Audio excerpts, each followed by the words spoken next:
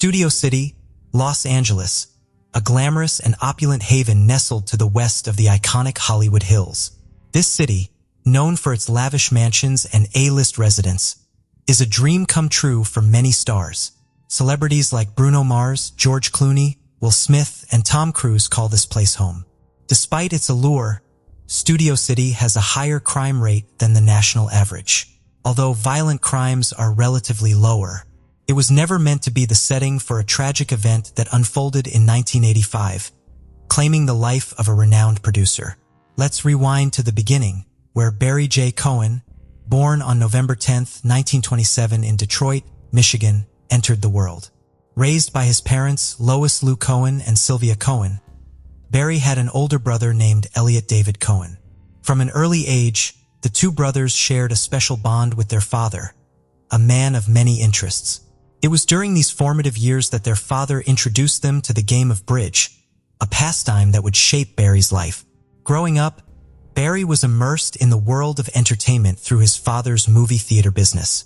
Lou Cohen, a man of many talents, owned numerous theaters and was actively involved in civic projects. As Barry honed his bridge skills, he also developed a passion for the entertainment industry, setting the stage for his future endeavors. Fast forward to July 5, 1985, when Barry Crane, now a 57-year-old prolific producer and director, found himself in Studio City for a bridge regional tournament. Little did he know that these games would mark the final chapter of his life. Tragically, that evening, his lifeless body was discovered by a housekeeper in the garage of his luxurious townhouse. Beaten and strangled with a telephone cord, the circumstances surrounding his death were shrouded in mystery. What could have led to the demise of this esteemed producer? Was it a vengeful act of murder or something far more intricate? The answers to these questions lie within the depths of Studio City, a place where dreams are realized, but where darkness can also cast its shadow. Barry Crane's journey through marriages and personal struggles eventually led him to a path of success in the entertainment industry. At the young age of 17, he married Arlene Anderson from Los Angeles, but unfortunately their relationship didn't stand the test of time. However, Barry didn't let this setback define him. In 1946, he found love again and tied the knot with Shirley Coblin from Southfield, Michigan. This second marriage brought him two beautiful children, Cheryl Lynn and Ben. Tragedy struck when Barry's father, Lou, passed away in 1947. The loss deeply affected him, causing him to drop out of college at the University of Michigan. Despite the personal hardships he faced, Barry's professional life was destined for greatness. His second marriage also ended in divorce in 1954, leaving him searching for a fresh start. In his pursuit of a new beginning, Barry decided to change his surname from Cohen for professional reasons. With a renewed sense of purpose, he packed his bags and headed to Los Angeles, California in 1955. This move marked the beginning of a remarkable transformation in his life. Barry's first step towards success was working at the Pasadena Playhouse, where he immersed himself in the world of performing arts. It was here that he discovered his passion for television entertainment. He pitched an original screenplay that caught the attention of RKO Pictures and King Brothers, leading to a 3-picture deal. Although the film based on his script, titled The Seven Lanterns of Japan, was never made, it served as a stepping stone for Barry's career. His talent and dedication soon paid off. Barry became the associate producer and later the producer of the iconic 1966 TV series Mission Impossible. This was just the beginning of his impressive portfolio. He went on to produce other successful shows like Mannix in 1967 and The Magician in 1973, among many others. Barry's directorial skills were also highly sought after. He had the opportunity to work on popular shows such as Trapper John, MD, The Incredible Hulk, Hawaii Five-0, Chips, Dallas, Wonder Woman, and Supertrain. His talent and professionalism earned him the admiration of many actors, including Mike Connors, who described Barry as a problem solver and a highly talented individual.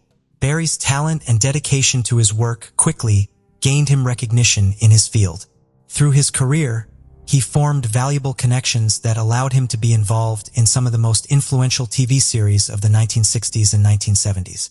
While fans and colleagues knew him for his exceptional work, managed to keep his personal life private, skillfully deflecting any inquiries. Speculation about his sexuality arose when he relocated to Los Angeles, but Barry remained evasive as he often did.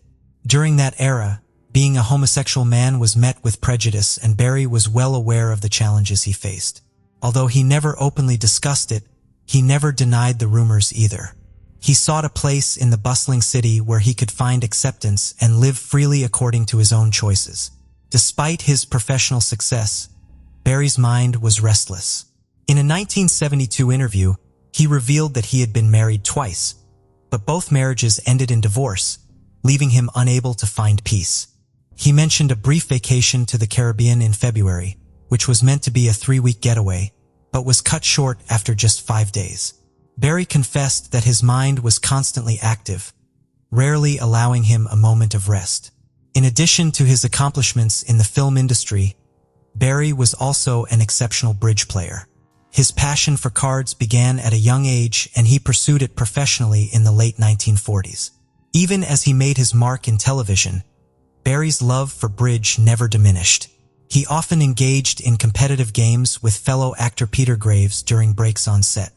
Notably, he achieved the prestigious McKenney Award at the age of 25, an honor named after the esteemed William McKenney, Executive Secretary of the American Contract Bridge League. Barry Crane, a legendary figure in the world of bridge, was a force to be reckoned with. His dominance in tournament play earned him numerous accolades and the respect of his peers. For an impressive 30 years, Barry either challenged or emerged victorious in the competition for the award given to the player in North America with the most master points in a calendar year. Throughout his lifetime, Barry's achievements were nothing short of remarkable. He claimed the prestigious McKenney Trophy on 6 occasions in the years 1952, 1967, 1971, 1973, 1975, and 1978. Additionally, he secured the Mott Smith Trophy twice, the Asbury Trophy 4 times, the Stoddard Memorial Trophy once, and the IBPA Award for Best Personality in 1985.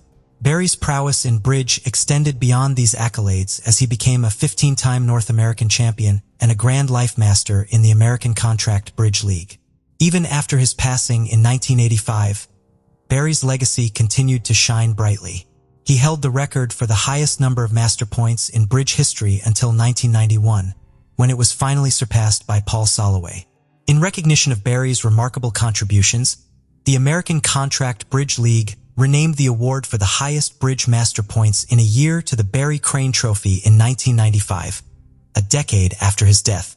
Furthermore, Barry was honored with induction into the American Contract Bridge League Hall of Fame.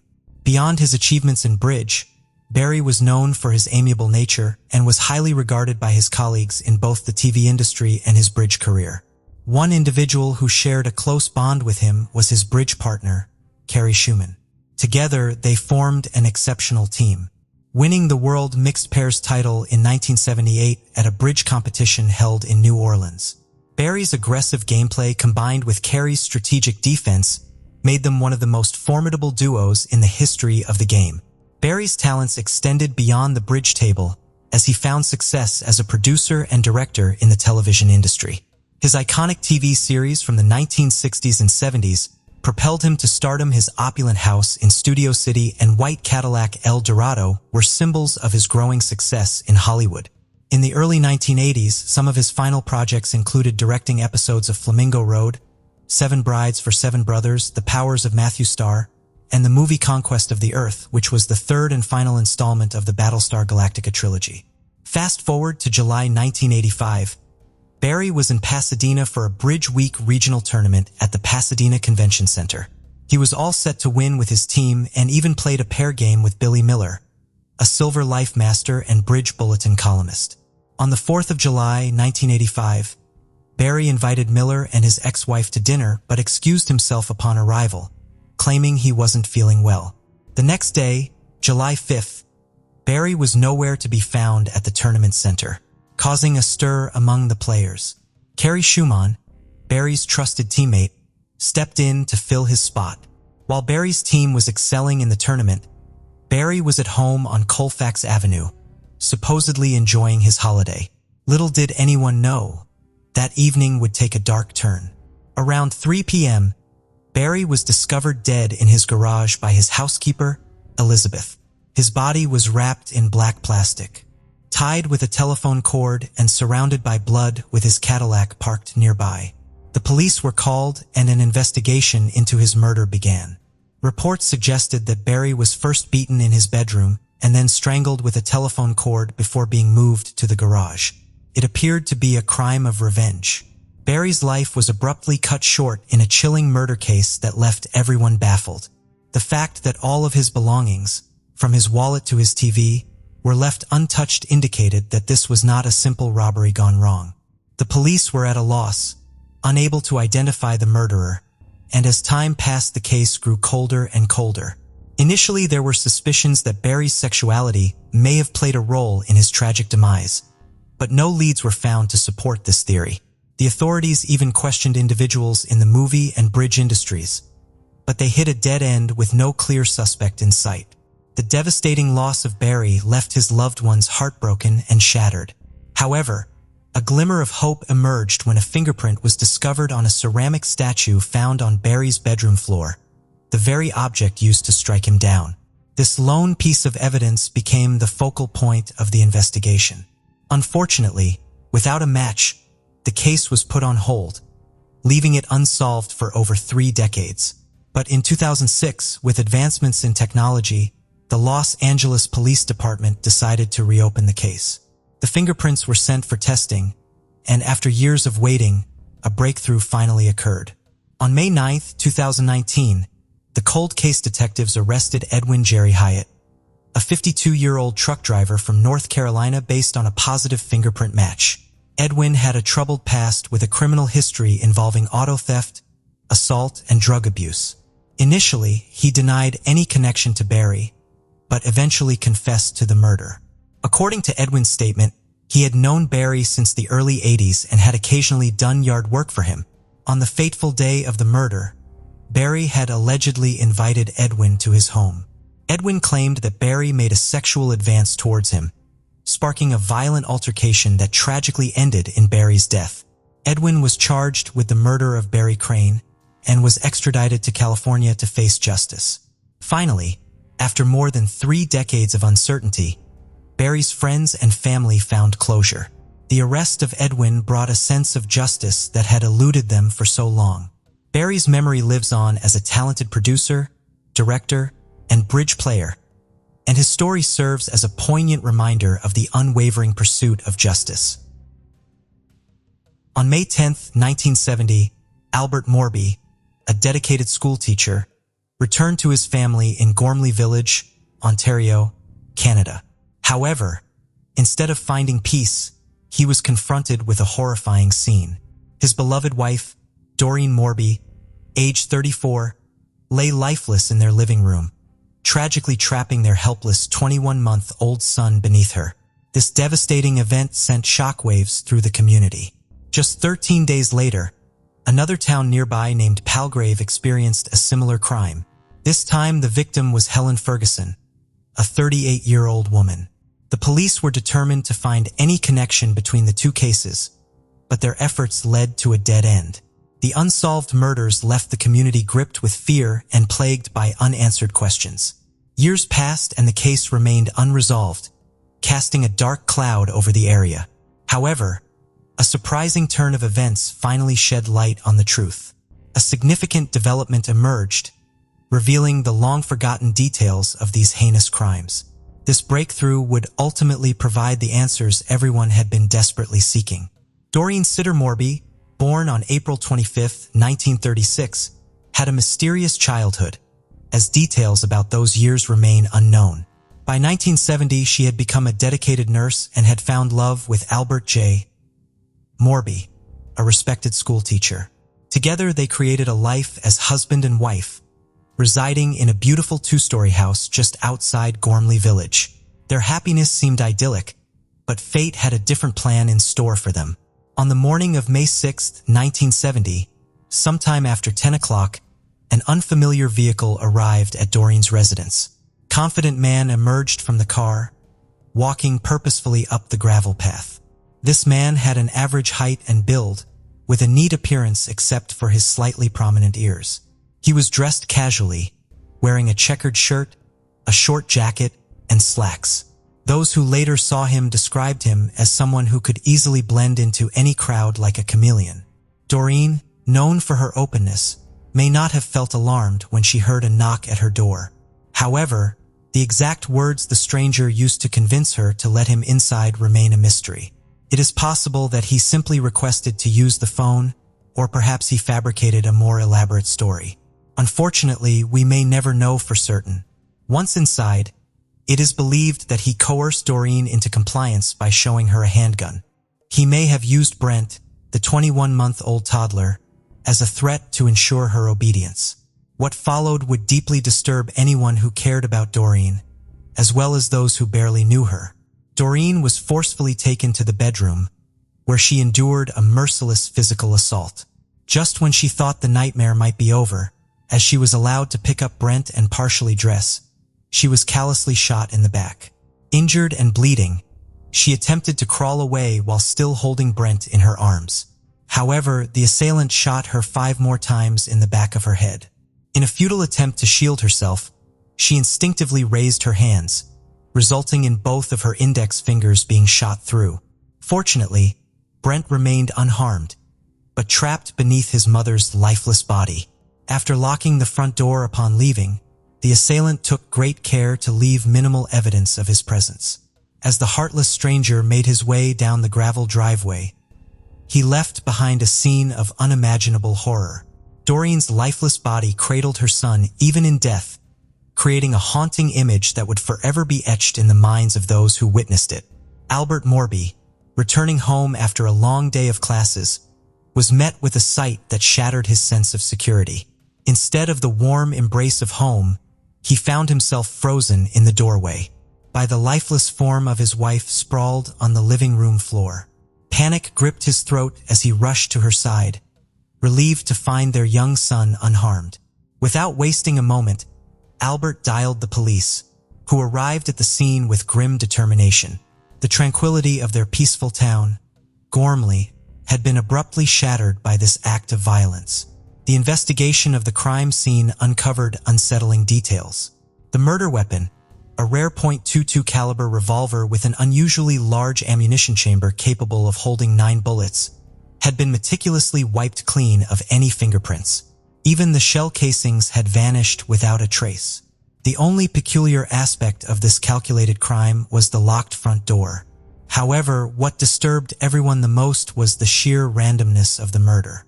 There were no signs of a struggle, no indication that Doreen had been targeted or threatened. It appeared that she had simply been going about her day when a stranger arrived at her doorstep, ending her life in a senseless act of violence.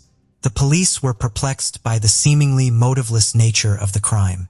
With a locked house, a missing murder weapon, and a victim chosen seemingly at random, they faced a puzzle with no clear solution. Little did they know that an even darker chapter was about to unfold. 13 agonizing days passed, filled with tension and unanswered questions.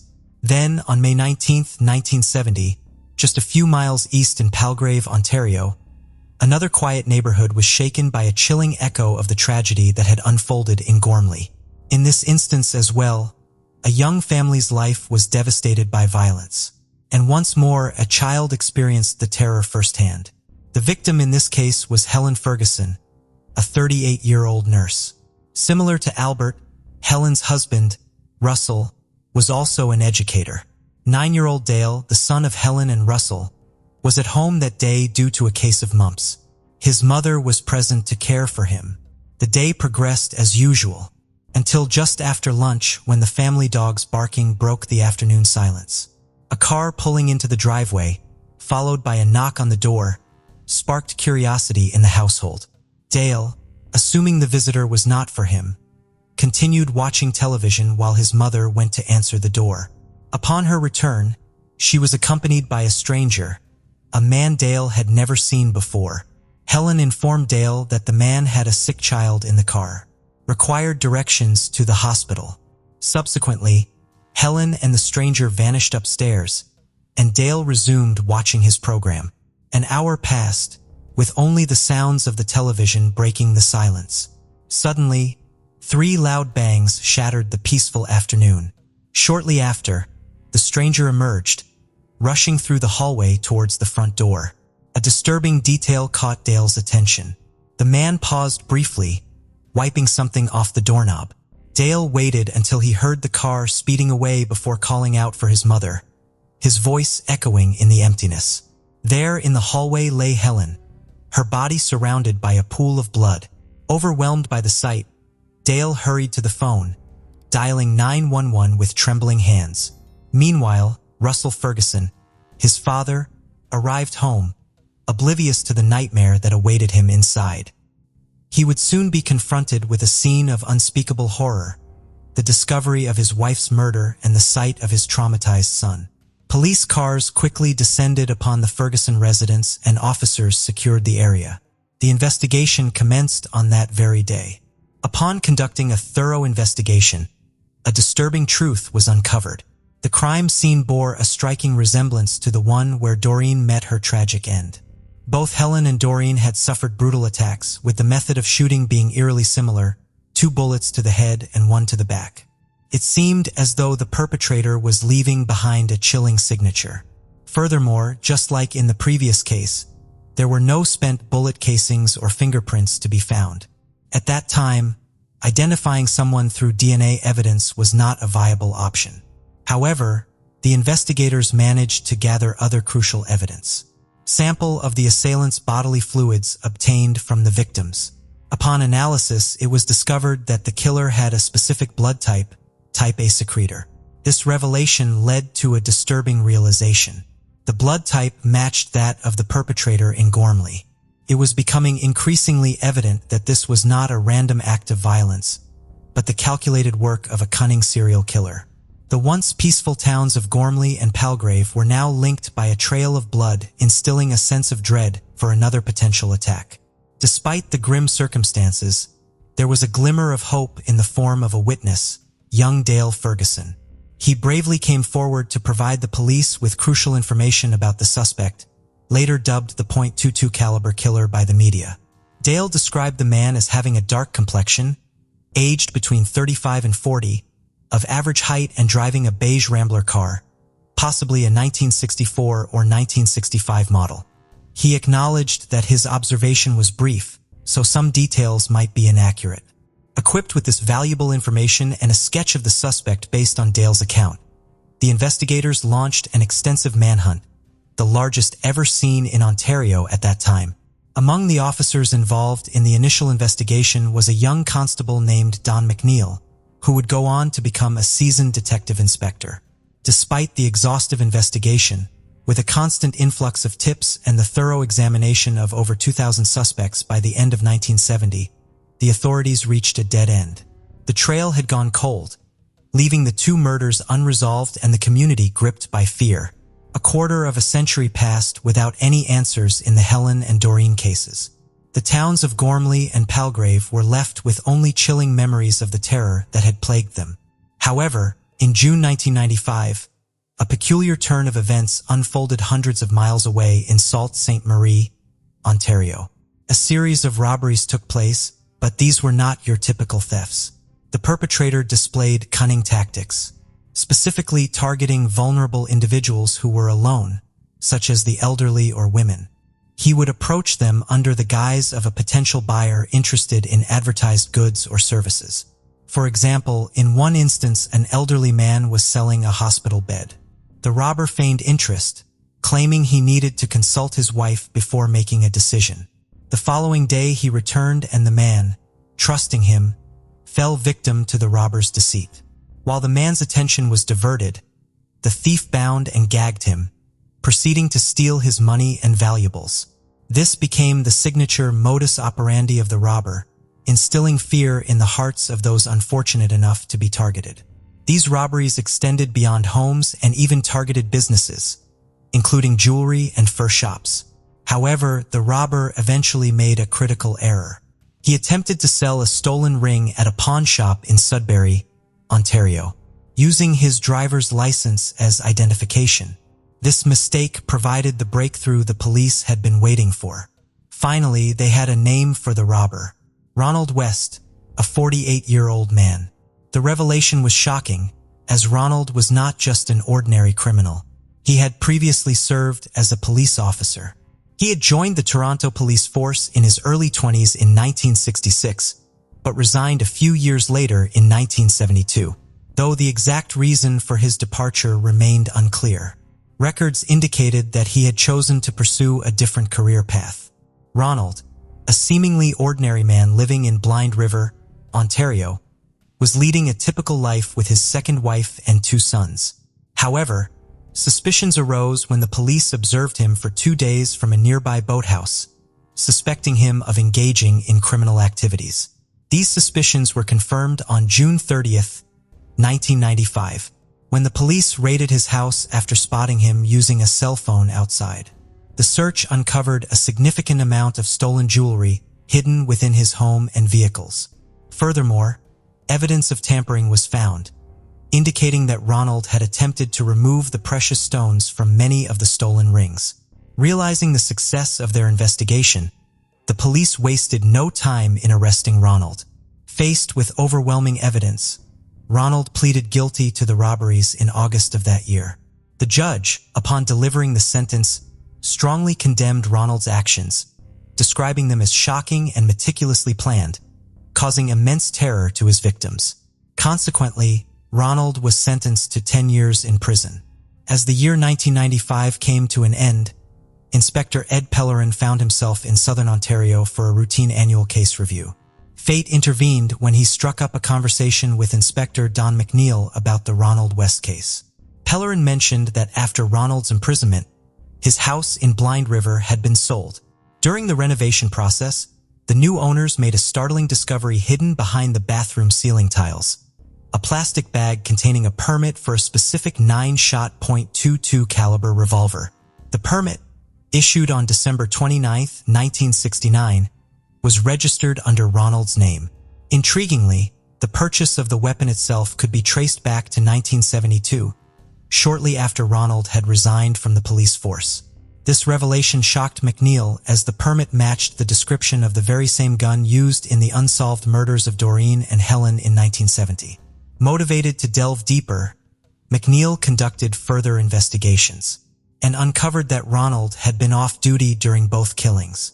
Furthermore, it was revealed that Ronald had frequented the same area as Doreen Morby, one of the victims. McNeil then contacted officers who had worked with Ronald in the 53rd Division of the Metropolitan Toronto Police. Their memories portrayed Ronald as a quiet and unassuming officer who carried out his duties competently, but did not go beyond what was required. Despite the slow progress of justice, the murders of Doreen and Helen, previously considered cold cases, were given a new lease on life.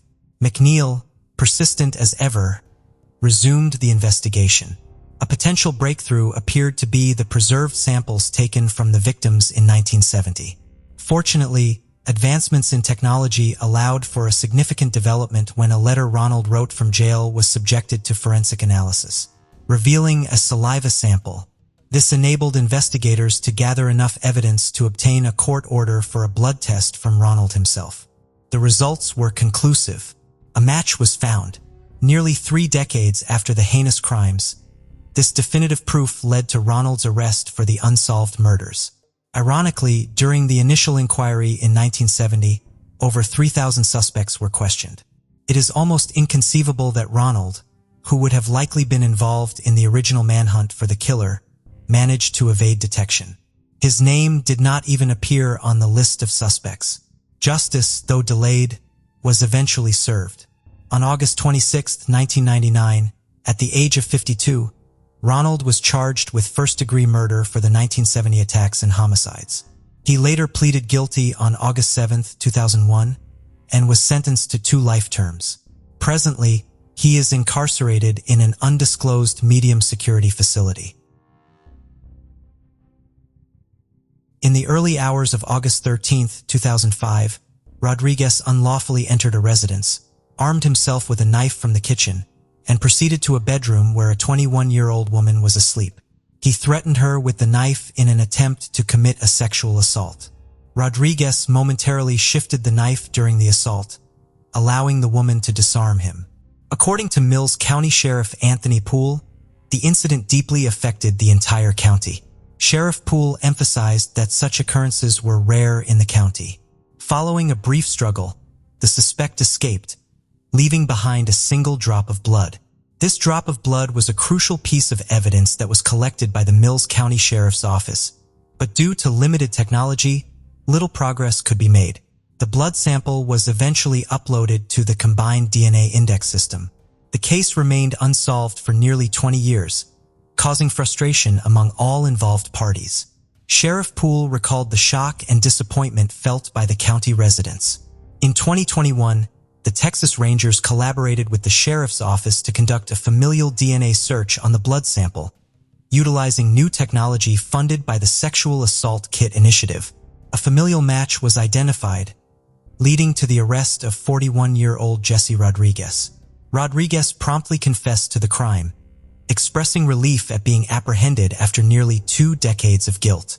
He admitted to breaking into the victim's home and attempting to assault her, but ultimately fleeing after sustaining an injury during the struggle. Jesse Rodriguez from Zephyr admitted guilt to attempted aggravated sexual assault of an adult, resulting in a 20-year prison sentence. Sheriff Poole hailed the outcome as a significant victory for the county. The Texas Rangers acknowledged the crucial role played by Maricopa County Sheriff's Office in collecting DNA, as well as the assistance provided by forensic scientists from the Department of Public Safety Crime Lab in Waco, Garland, and Austin. Sheriff Poole expressed pride in serving the public and communities. The breakthrough in a major cold case was revealed by the Texas Rangers just before Law Enforcement Appreciation Day. Charlie Wilkinson, Executive Director of Combined Law Enforcement Associations of Texas, emphasized the importance of showing gratitude towards law enforcement for their continuous efforts in ensuring public safety, stating that while every day should be Law Enforcement Appreciation Day, it is essential to acknowledge and thank them for their dedication. On January 24, 1985, the lifeless body of a woman was discovered by a truck driver on Highway 78 in Olive Branch, Mississippi, near the Coldwater Bridge. The investigation conducted by the DeSoto County Sheriff's Office revealed that she had been strangled with a ligature. Notably, the woman was missing her shoes, undergarments, and jacket. Despite their efforts, the authorities were unable to identify her, classifying her as a Jane Doe. The DeSoto County Sheriff's Office described her as a female, weighing around 110 pounds, standing at a height of 5 feet 3 inches, and estimated her age to be between 20 and 35 years old. They also noted her distinctive features, including red to blonde hair, 3 small piercings in each ear, tattoos on the inside of both ankles, and a surgical scar on her left forearm. Unfortunately, no further details could be determined about her identity, and the case remained unsolved for nearly 4 decades. However, in 2022, a breakthrough occurred when Carla Davis, a philanthropist and Mississippi native, provided funding to the DeSoto County Sheriff's Office and the Mississippi Office of the State Medical Examiner. Their goal was to address the backlog of cold cases in Mississippi, including the unidentified woman's case. They decided to send forensic evidence to Othram, a forensic laboratory, in hopes of finding a match for the remains. Additionally, the Sheriff's Office thoroughly investigated leads from individuals who believed the Jane Doe could be their missing relative.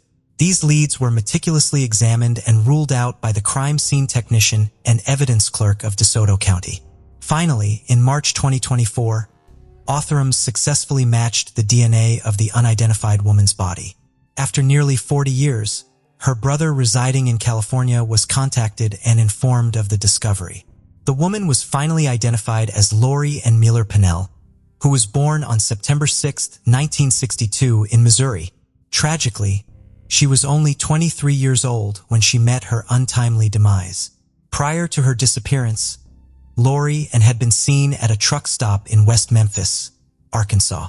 Her family had filed a missing persons report, but she was never located. In remembrance of Lori Ann, her remains were laid to rest at Blocker Cemetery in Olive Branch, with her gravestone bearing the name Jane Doe and the date her body was found, January 24, 1985.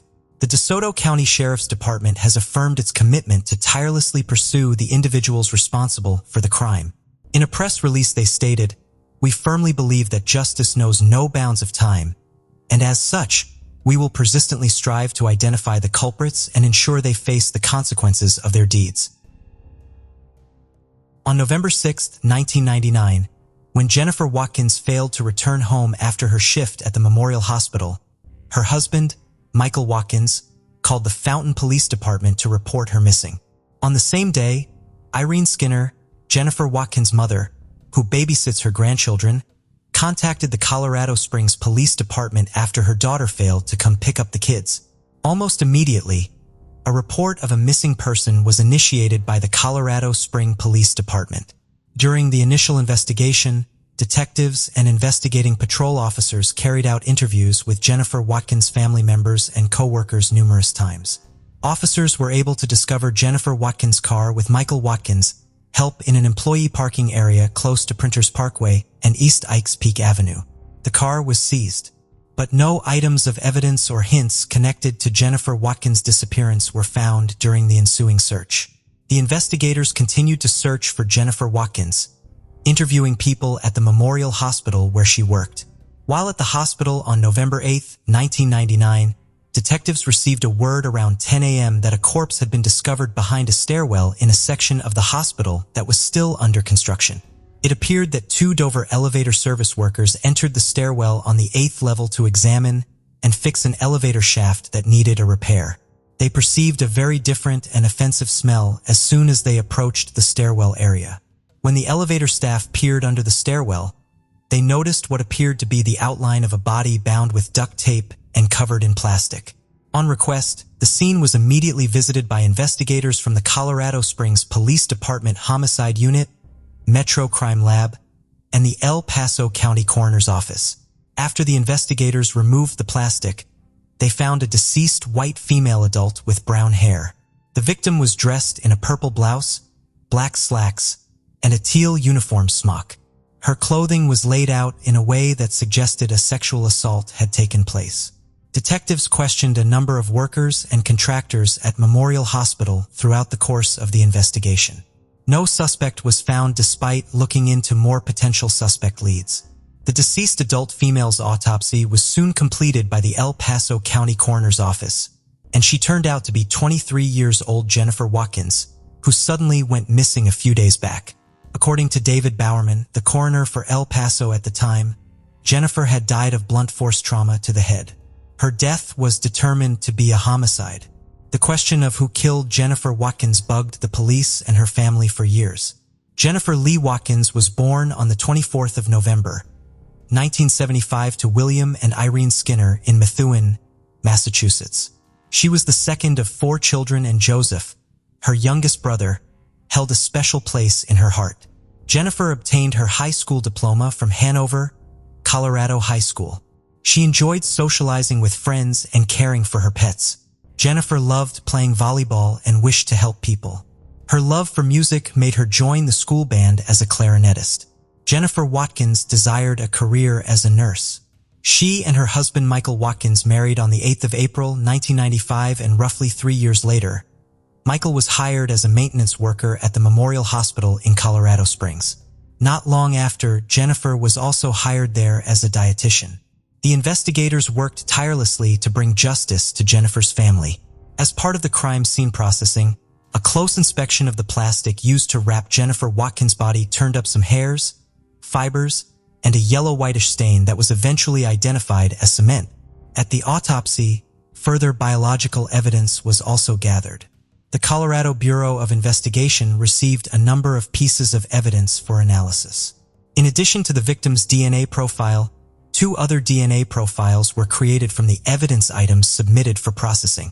The plastic wrap, the victim's pants, and semen samples taken at the autopsy were used to create these profiles. Although the semen found in Jennifer Watkins' pants and in the plastic wrap matched each other, they did not match the sample taken during the autopsy. A number of potential suspects had their biological samples taken, and all of them had been exonerated because their DNA did not match the 2 unidentified DNA samples.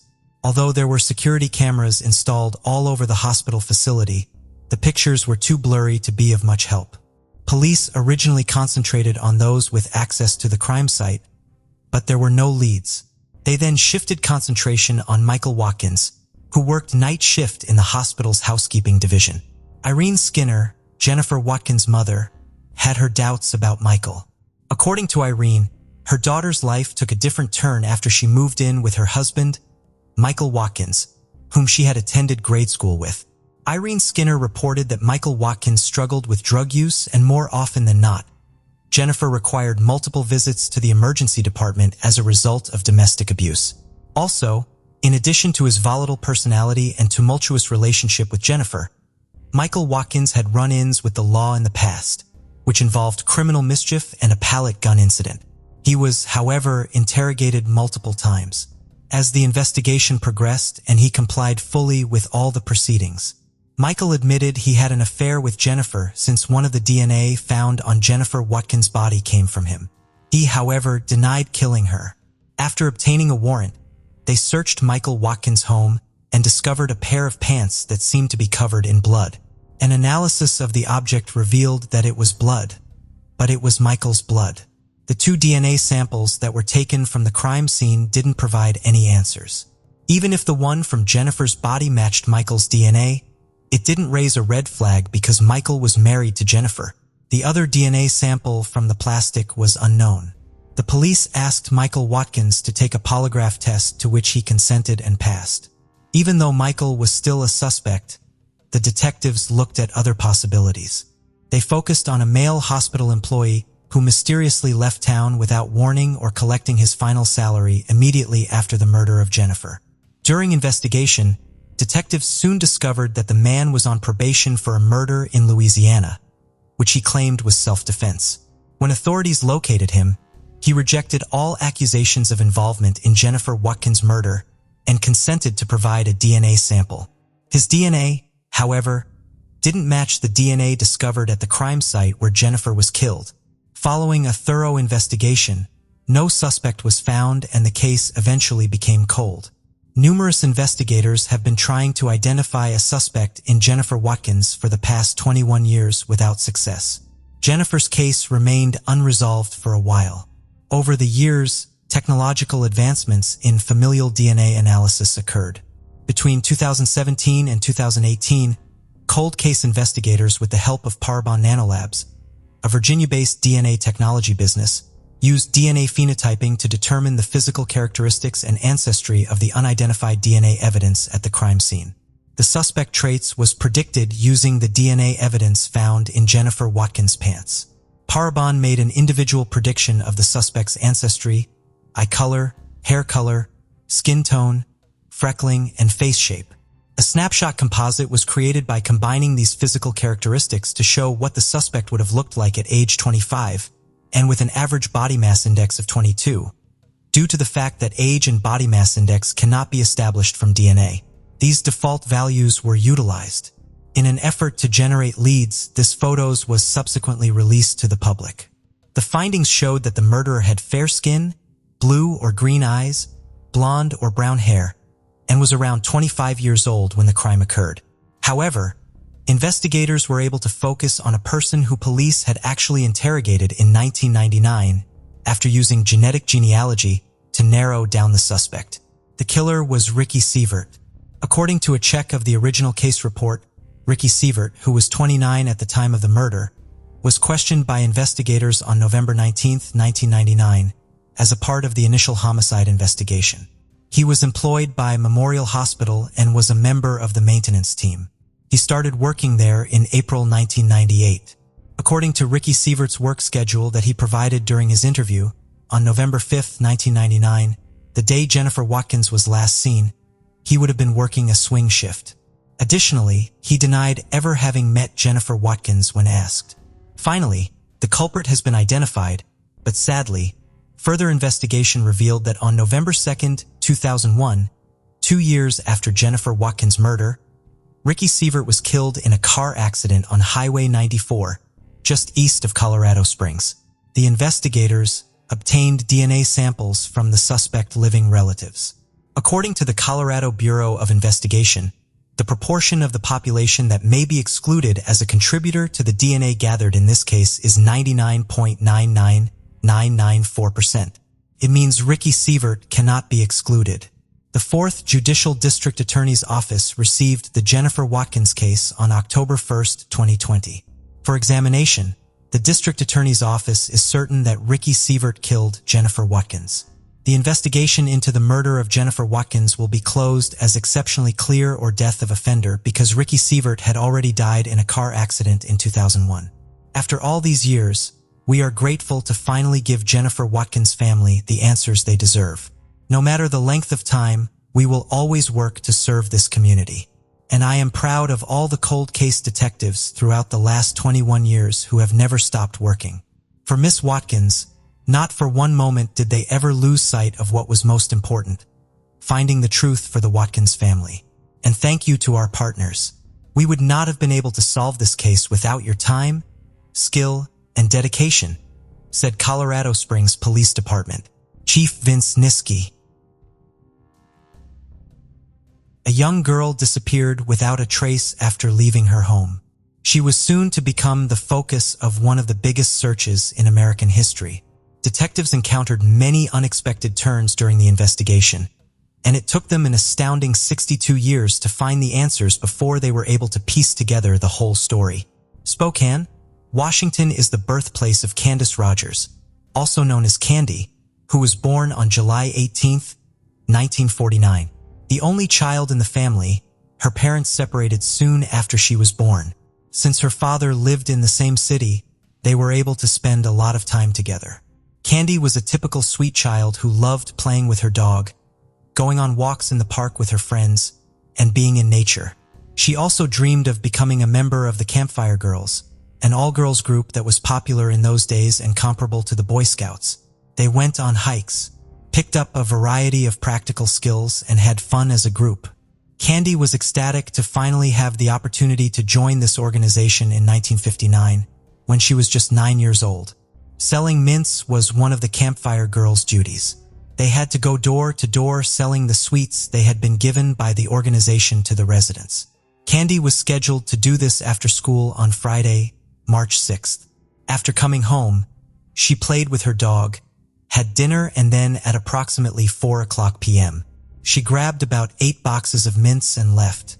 Candy intended to give her neighbors candy as she strolled through the neighborhood streets. Other girls were also expected to visit homes in this neighborhood, but in order to prevent running into each other and giving candy to the same people, they had pre-designated certain streets. Her mother started to worry a few hours later since Candy still had not come back. She was noticeably running late. She was meant to get home by 6:00 p.m. Her mother made the decision to go outside and look for her as night fell. Candy's grandfather went with them as they strolled around their neighborhood, but Candy was nowhere to be seen.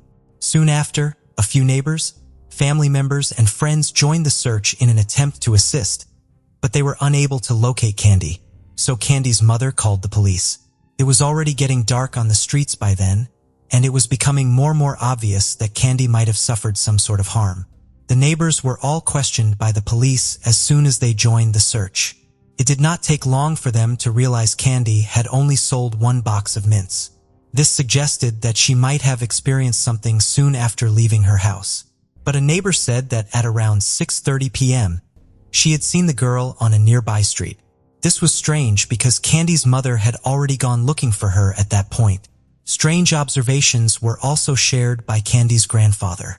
A car was speeding and nearly hit him when he was looking for his granddaughter. The car even hit the curb. He was on the same street as the witness who had seen the girl.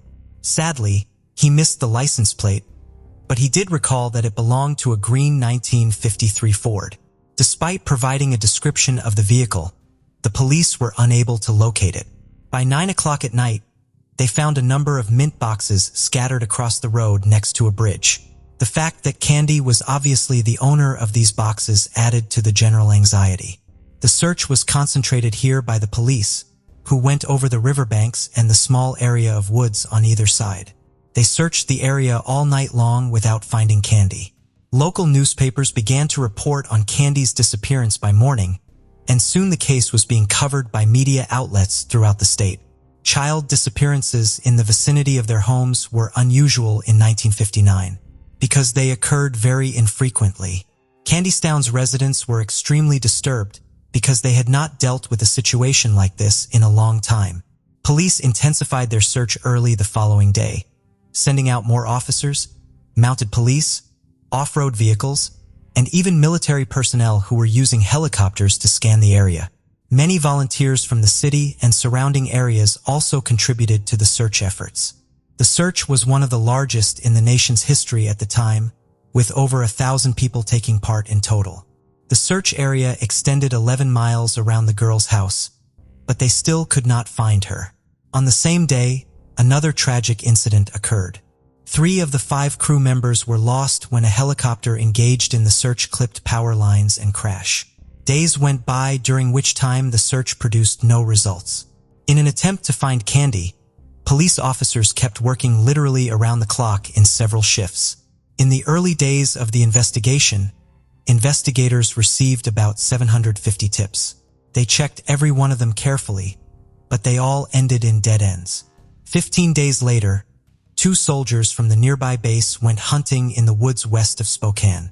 When they saw kids' shoes on the ground there, they were instantly reminded of Candy's disappearance, since many military personnel had participated in the search. Were all fully informed about the case. After informing the police of their discovery, Candy's grandfather was shown the shoes. He affirmed that his granddaughter does, in fact, own the shoes. For the search, the police made their way into the woods. In a matter of minutes, one of the officers discovered the girl's body after seeing a foot protruding from the bushes. She lay in the pine branch covered underbrush. The cause of death was identified by medical professionals as strangulation. For this, the offender had ripped a section of fabric from her skirt. Candy had been bound, based on marks on her hands and feet, even though no ropes were discovered close to the body. It was also determined that the victim had experienced sexual abuse. Police discovered a green car seat covered close to the crime scene during their investigation, but they were unable to determine whether it was connected to the murder.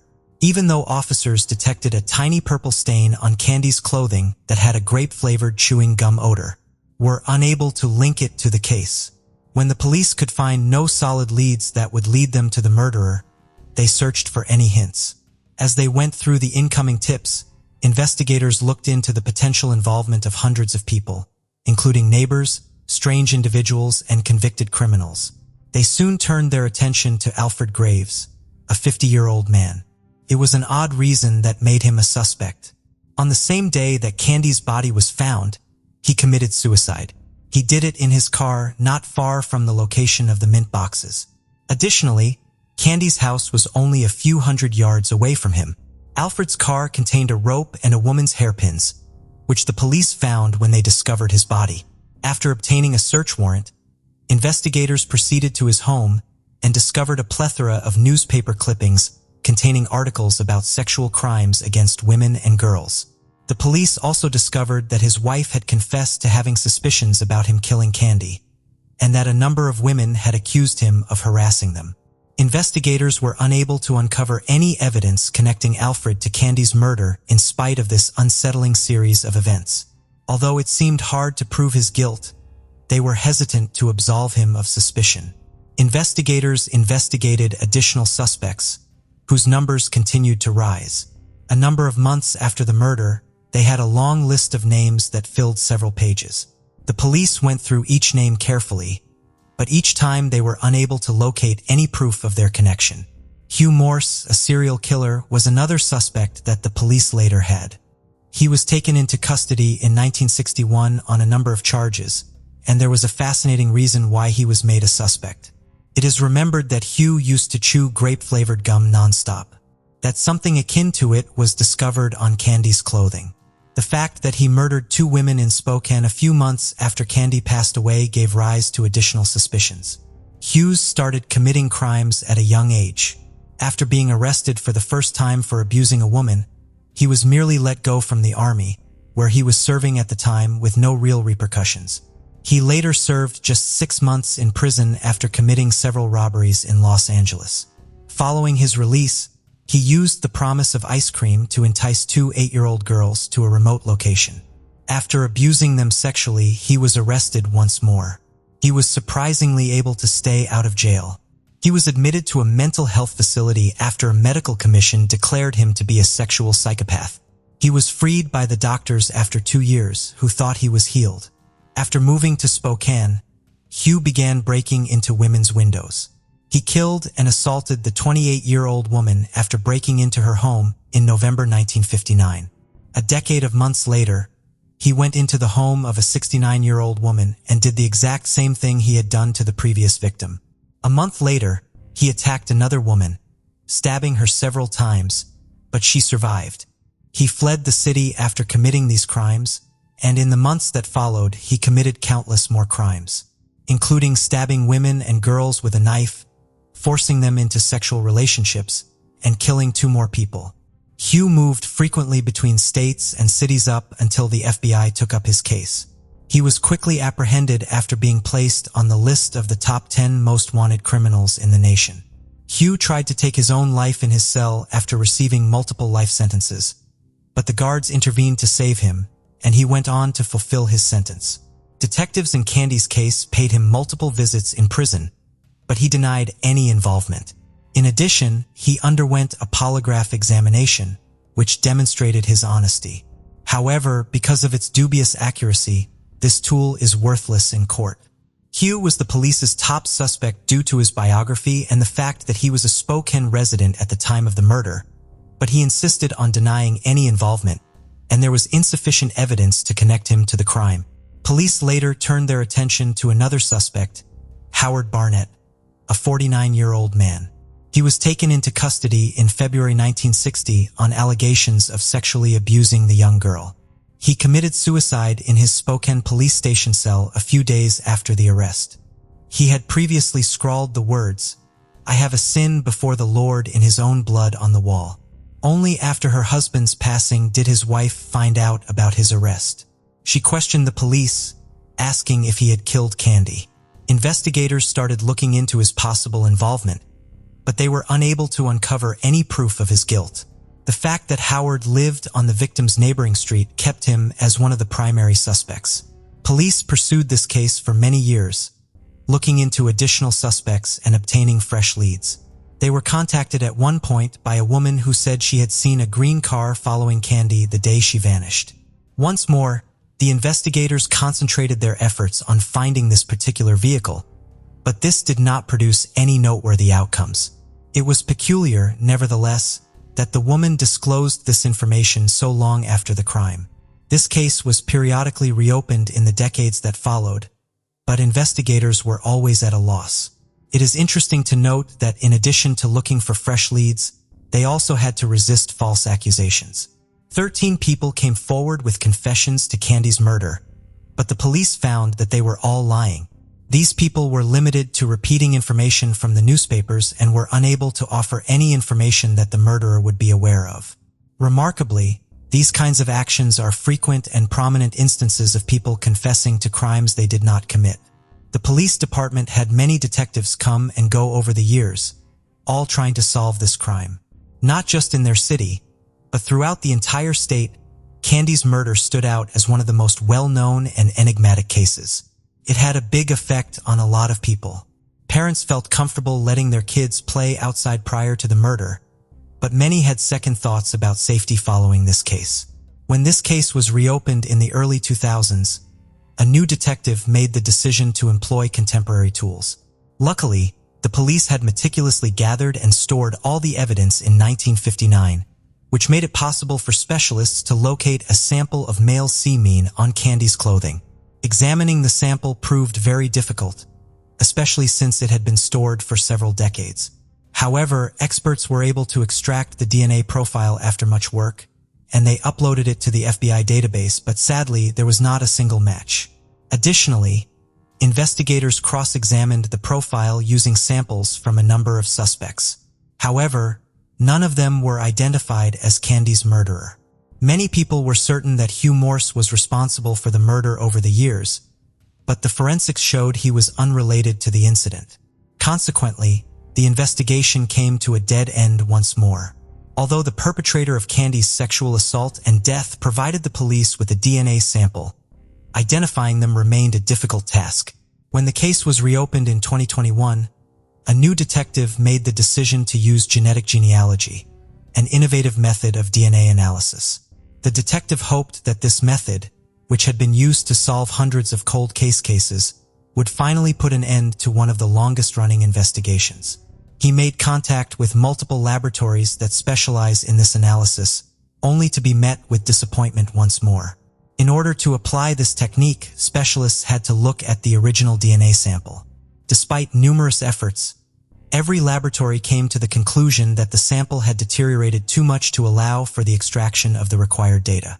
Suddenly, a long-awaited breakthrough materialized as the detective turned to face the final laboratory. With the use of cutting-edge instruments, the experts successfully examined the sample, providing them with the essential profile of the offender. They meticulously searched for the DNA owner's distant relatives by uploading the profile to genealogical databases.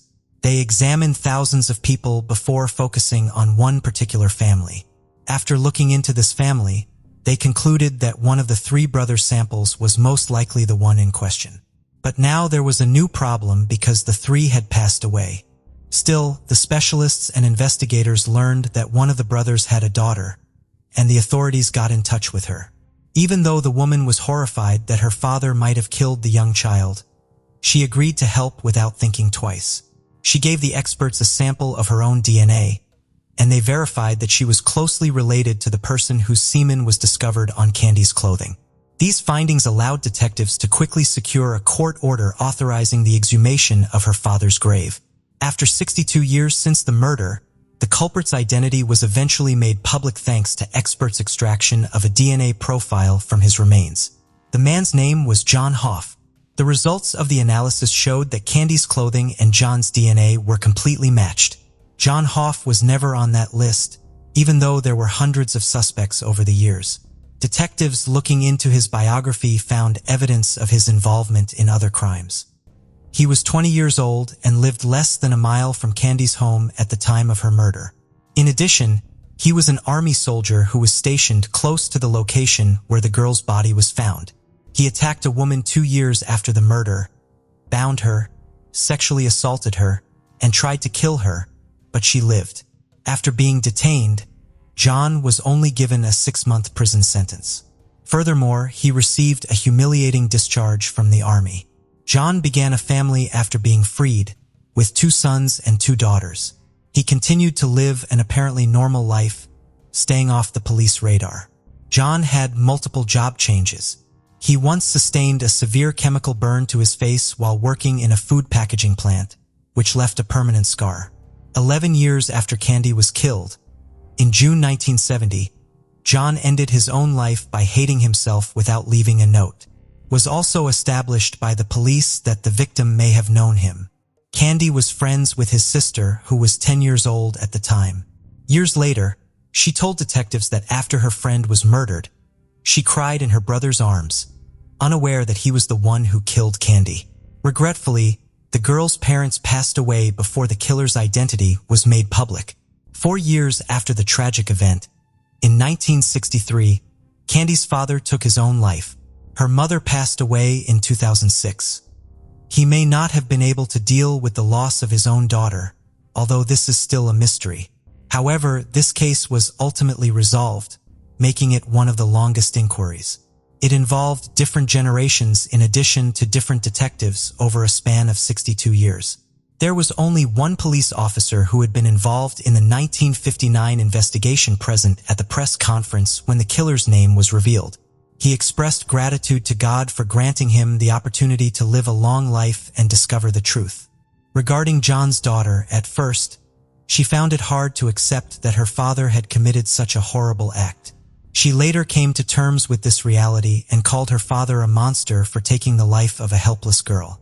She regretted that he was not brought to justice while he was alive. Interestingly, John committed suicide exactly when his daughter turned 9. The same age as Candy. We may never know whether there is a connection because it is currently unknown.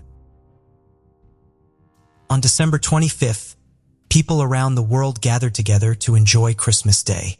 They look forward to the good food, the gift givings, and the Christmas films.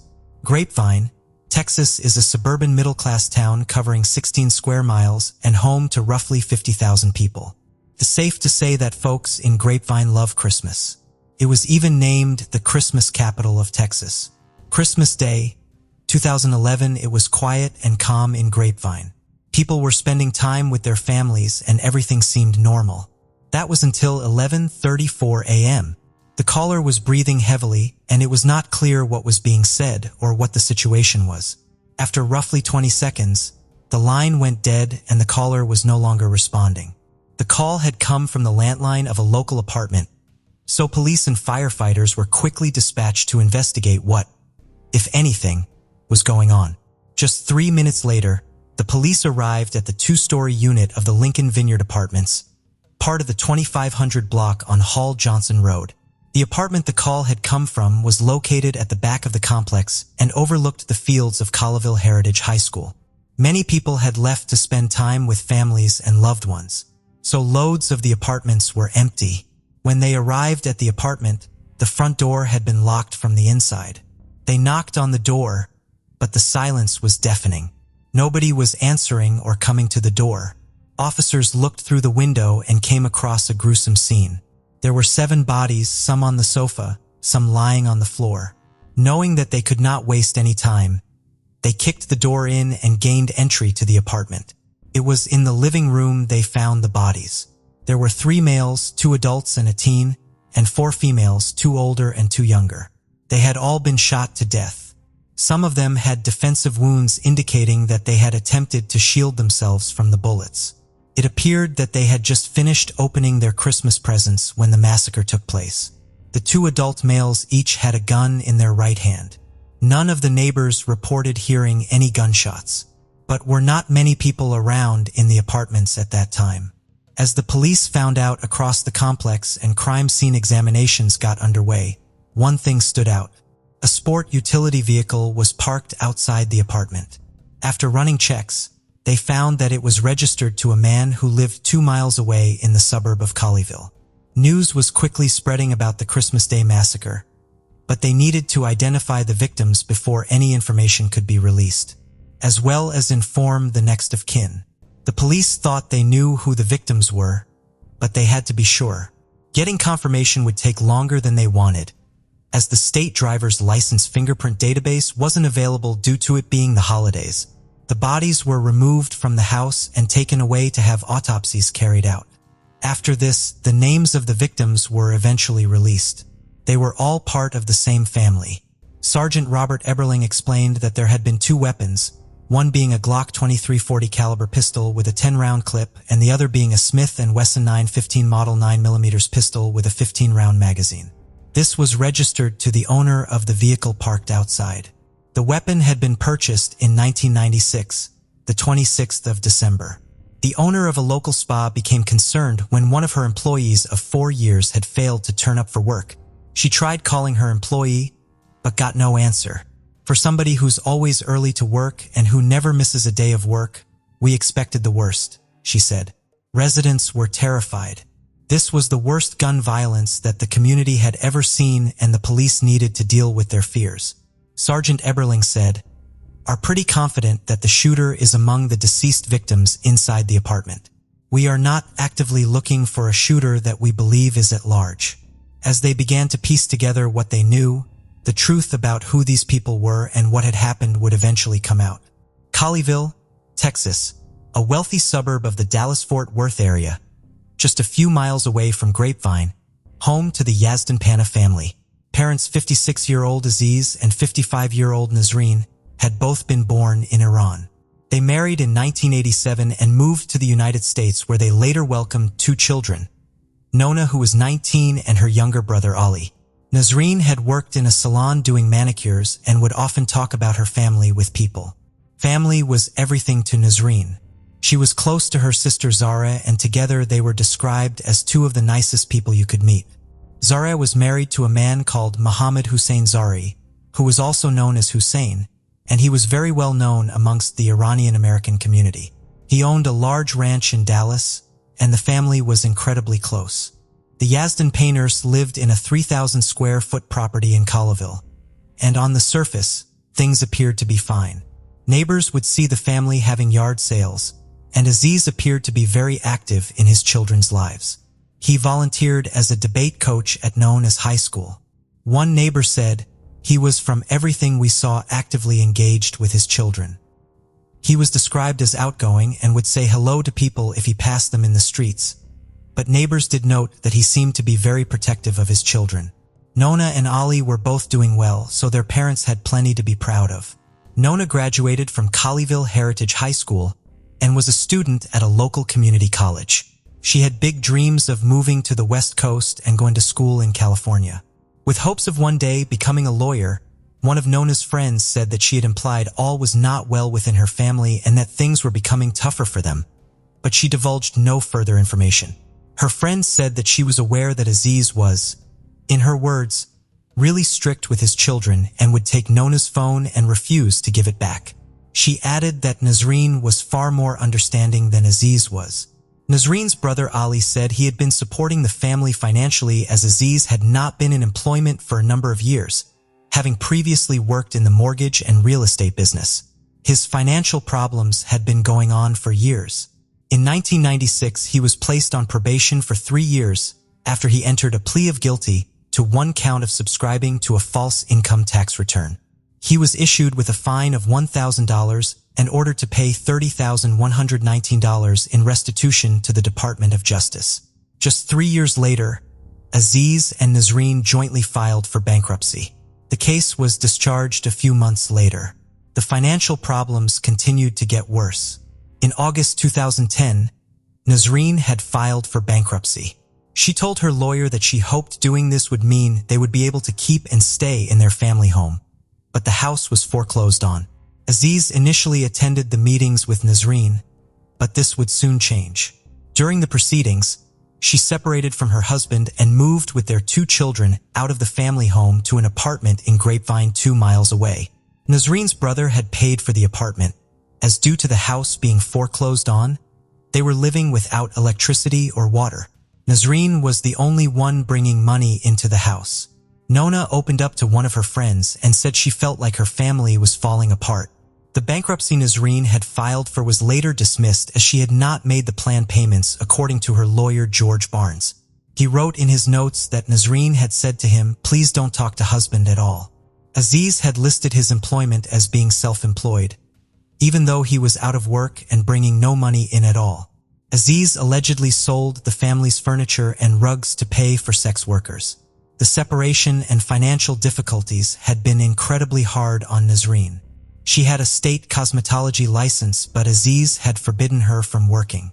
After he became unemployed and the family's finances took a hit, she had worked 2 jobs at Difference Bath to try and keep the money coming in. After they separated, a family friend said that Nazreen had done everything she could to remain on good terms with Aziz. They said, after Nazreen moved out, Aziz stayed in the family home, and neighbors would often see him working in the yard. One neighbor said he wasn't even aware that Aziz's wife and children had left the home. Although separated, they did appear to be on good terms, and Aziz also had a key to the new apartment and would occasionally swing by to see his children. As the year began to come to a close, it was soon time for what the people of Grapevine loved most, Christmas. On Christmas Eve, the extended family had all gathered at Muhammad's ranch to enjoy a large Christmas party and spend some much-needed time together. One of those in attendance was 22-year-old Sarah, Zori, and Muhammad's daughter, who attended the University of Texas at Arlington as a pre-med student and was also a member of the Tri Delta sorority.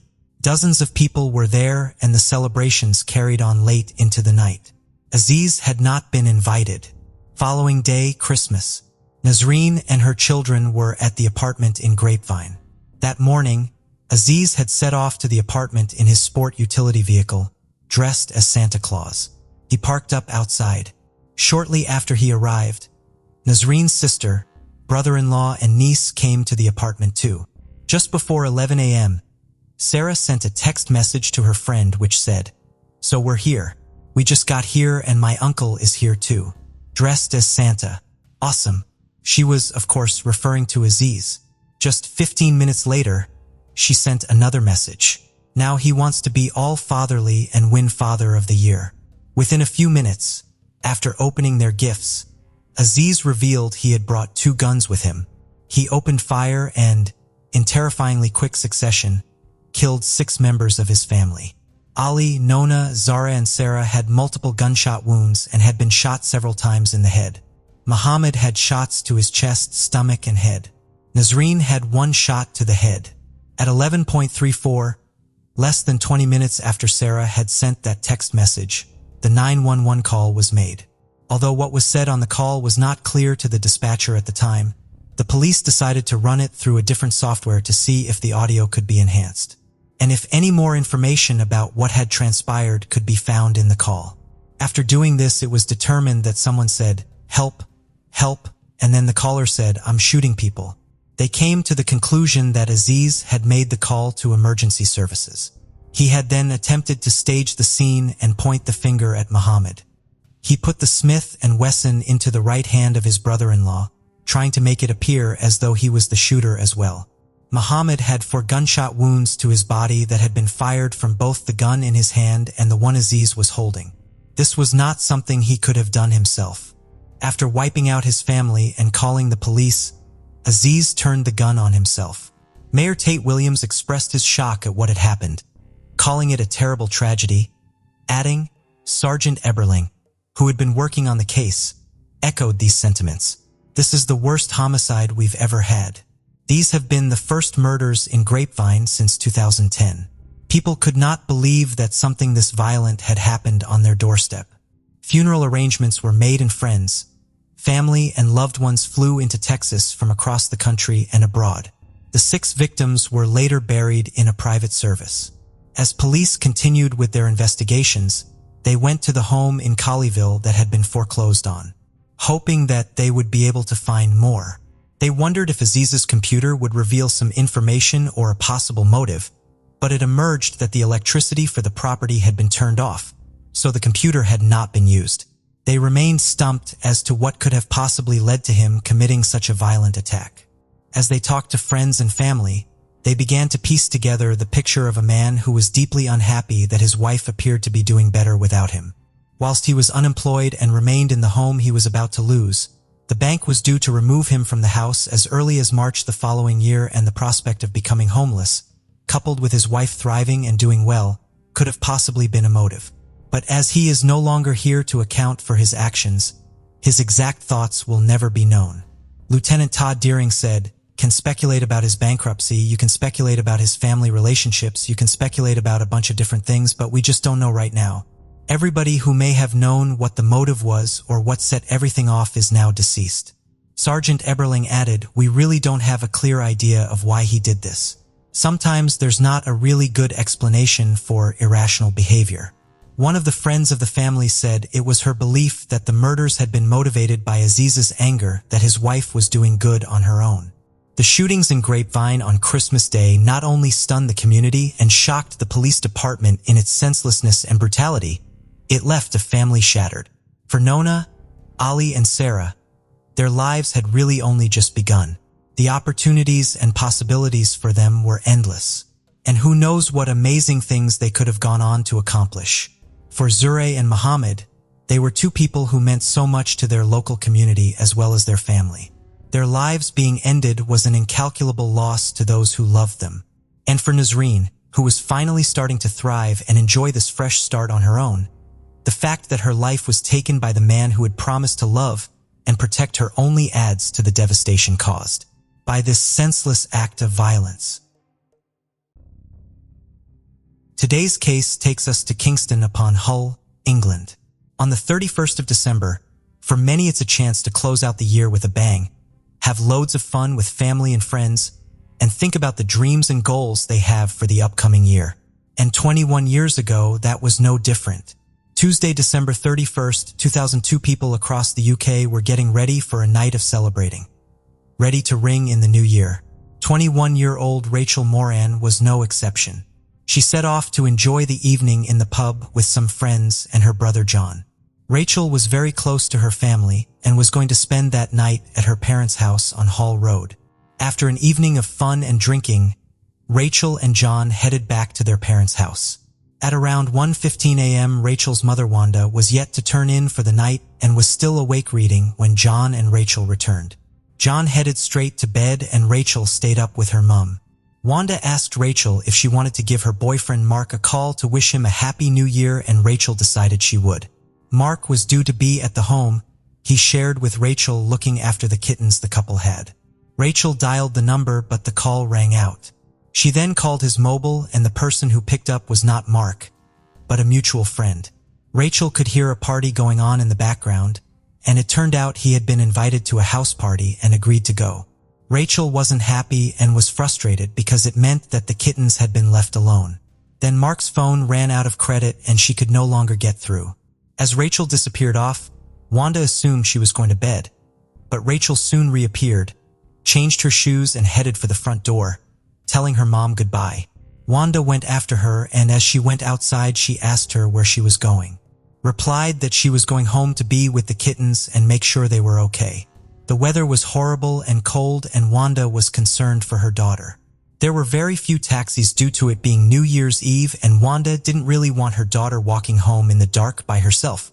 As they stood outside talking, a man walked past them, and Wanda was so concerned she nearly called out to him and asked him to walk with Rachel and make sure she was safe.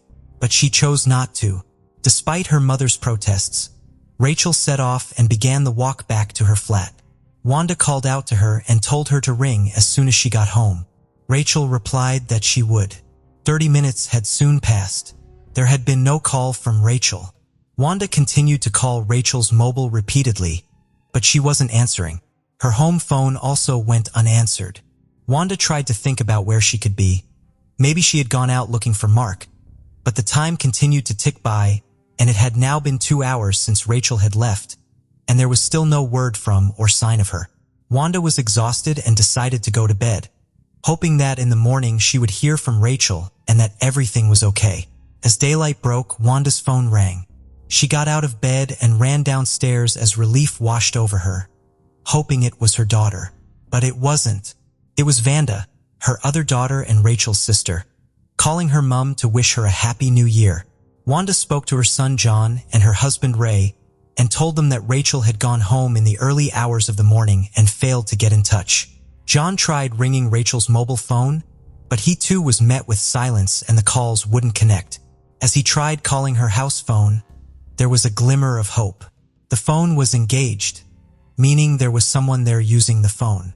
Wanda called back 5 minutes later and the call connected and was answered. It was Mark. Wanda asked him if Rachel was there.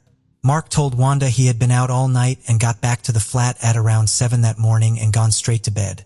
The flat was as he had left it.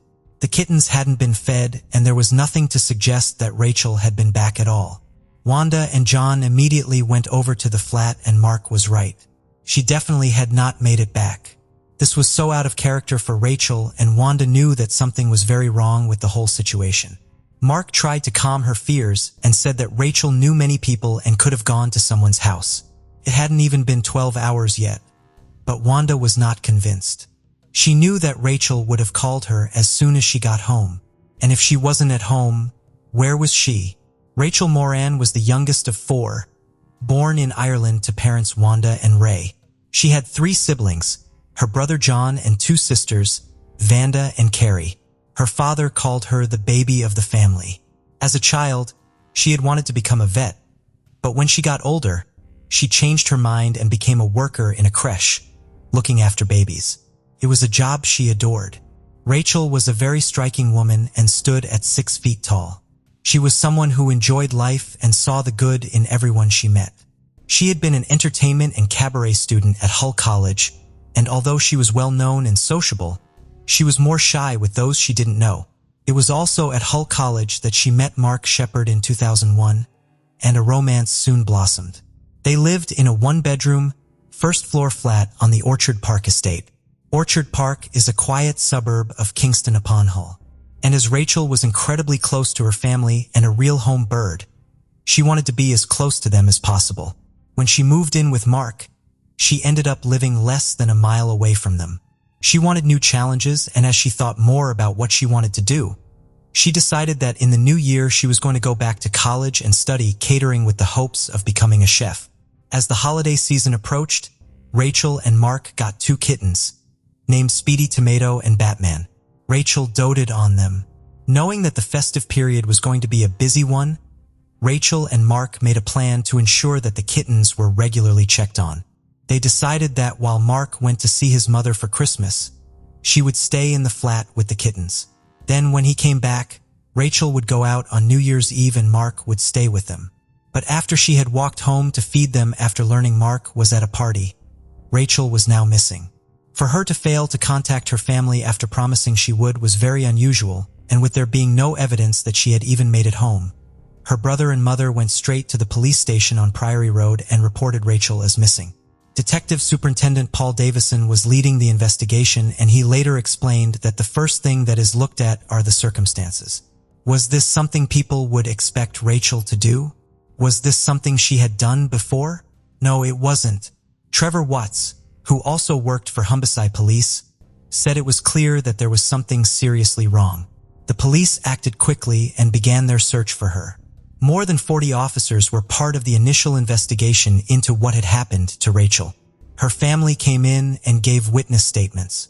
One dimensioned to the police someone who could be a witness, the man who had walked past them on the street. Detectives began trying to find this person, and as they did, they also spoke to Mark. They knew that there had been an argument between him and Rachel, and it was vital to ascertain whether or not Mark could possibly be involved. Paul Davison said that Mark did not appear to be that worried or upset, which did strike them as strange. Mark was then put under surveillance and his alibi was looked at too. But the surveillance turned up nothing, as Mark did nothing out of the ordinary and nothing to arouse suspicion either. His alibi also checked out. He had nothing to do with Rachel's disappearance. This meant they were not only back at square one, but also that the worst fears of everyone were now seeming more likely. She had potentially come to harm at the hands of a stranger. Stranger abductions are thankfully very rare, but this was something they had to consider. Her bank account had not had any money withdrawn. Her mobile phone hadn't made any calls or sent any texts. None of her clothes were missing from her flat. The police began looking at the network of CCTV cameras in the area to see if they could find Rachel on the night of her disappearance. And they did. CCTV cameras picked her up passing a place called Jackson's on Hall Road. This gave police not only a timestamp of her movements that night, but also showed the direction she was walking in, meaning they had a much more specific place to focus their search efforts and investigation. All available resources were now being used in the search for Rachel. Police helicopters were deployed, the dogs were also out with their handlers, and police on horseback were used too. The Humberside police diving team were drafted in to join the search, and all of this was deeply painful for Rachel's family, seeing how serious this now was. The media coverage was intense and many appeals were put out for any information. Rachel was described in these appeals as being more like a teenager than a young woman in her 20s, as her family begged for any news of her whereabouts. Saturday, January 11th, 2003, the divers were searching the Bompston Drain. This was a canal that was often used by people to dump rubbish in, and it was here that they found their first clue. A Nike trainer, very similar to the one that Rachel had changed into at her mother's house. The divers continued to search, carefully removing rubbish layer by layer and going through everything thoroughly, and the next day the Bompston Drain would reveal more. A handbag was found in a bin bag. It was carefully removed and examined, and inside the handbag they found a mobile phone and makeup. One item revealed who the owner of the bag was, an Irish passport belonging to Rachel Moran. The handbag and the items within it had clearly been discarded in such a way as to ensure that it wasn't found. It hadn't been accidentally dropped in there. It was now looking more and more likely that this was a case of foul play. To try and generate new leads, the police conducted a reconstruction of Rachel's last known movements. A police officer who looked like Rachel wore the same outfit she had been in and walked the route she had taken. They hoped that this would jog someone's memory who had possibly seen her or something of note that night. This did cause several people to come forward, but because of it being New Year's Eve, alcohol had caused their recollections to be a bit blurred or hazy. The appeal did give police access to new CCTV footage taken from a local school. The footage was very poor quality, but a figure could be made out in the top left corner of the screen, and it was the officer's belief that this was Rachel. If this was indeed her, this meant she would have been less than 200 meters from the safety of her flat. This also meant that if it was her, she had taken a route that was slightly different to the one they had first believed she had walked. They initially thought she had taken a route that was well lit, but if this was her on the footage, she had actually taken a route that was a lot darker. As the footage continued to play, they noticed something else. There was a figure running up behind Rachel. If she had vanished from around this point, maybe this person was responsible. This footage now meant that the police had an area to focus on, and as Officer Trevor Watts explained, 99% of bodies are found within 1 mile of the last sighting of the person. It was decided that every single home within 1.5 miles of Rachel's was to be searched. More than 100 officers were drafted in, and it became the biggest search ever undertaken by Humberside Police. It was an enormous risk for the force. The sheer amount of time and manpower needed to thoroughly search every property was enormous. But if there was a chance, no matter how small, that they were going to find Rachel, it was a risk they needed to take. Tuesday, the 28th of January 2003, the search of the houses began. Each search team was made up of 3 people, a search specialist and 2 police officers. And as more and more houses were searched, Paul Davison received a call in the incident room. The caller was a police officer. He was deeply upset and distressed. The news that came through was shocking. PC Steve Dennison and his team had conducted a search of 19 Nash Court. The owner was a young man and he had a friend, another male, who was visiting. The flat was dirty and unclean, with rubbish strewn about the place. The search of the property was quick and the owner assisted the officers by showing them each room. There was no sign of Rachel. There was one last thing for them to look at. The bin cupboard that was part of the apartment block and belonged to number 19. They asked the owner for the key. He said he didn't have one. Then he said he didn't know where it was, and then changed his story again and said that the key was maybe at his mom's. The officers found it odd.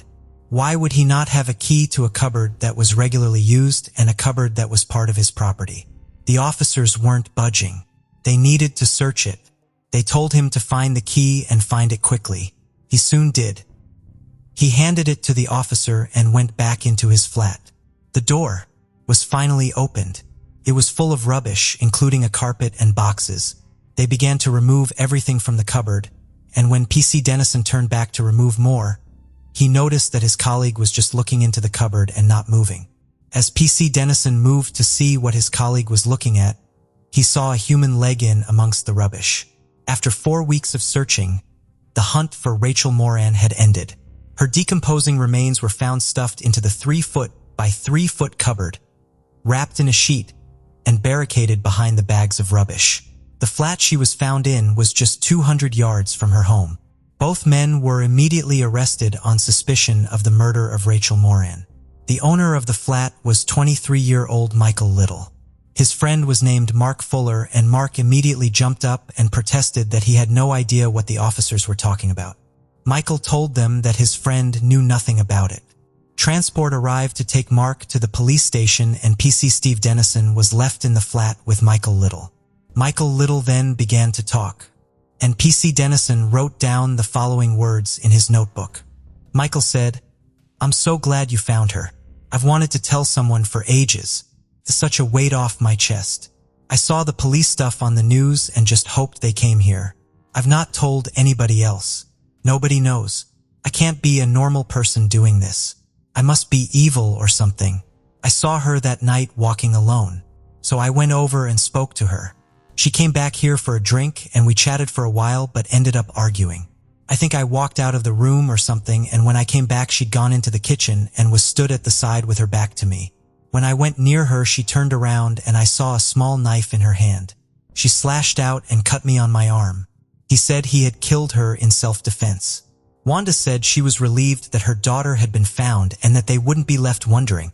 Michael Little was taken to Queen's Garden Police Station and booked in. In his interview, PC Steve Dennison showed Michael the transcript he had taken at the flat, Michael's confession that he had killed her in self-defense. Michael said that the transcript was accurate and was what he had said, and he signed it to state as such. The police needed to piece together his movements for New Year's Eve. He had gone out with friends and attempted to talk to a woman that he had a crush on, but when she had rejected him and left with one of his friends, he then ran into someone else he knew and was invited to a party. He agreed to go. He stayed at the party until just after 12 and then decided to go home. When the officers looked at his route, they realized something incredibly sinister. He had been the man who had walked past Rachel and Wanda as she was getting ready to go back. He was the man that Wanda had nearly called out to and asked him to walk with her daughter and keep her safe. It was possible that he had heard Rachel saying she was going to walk home.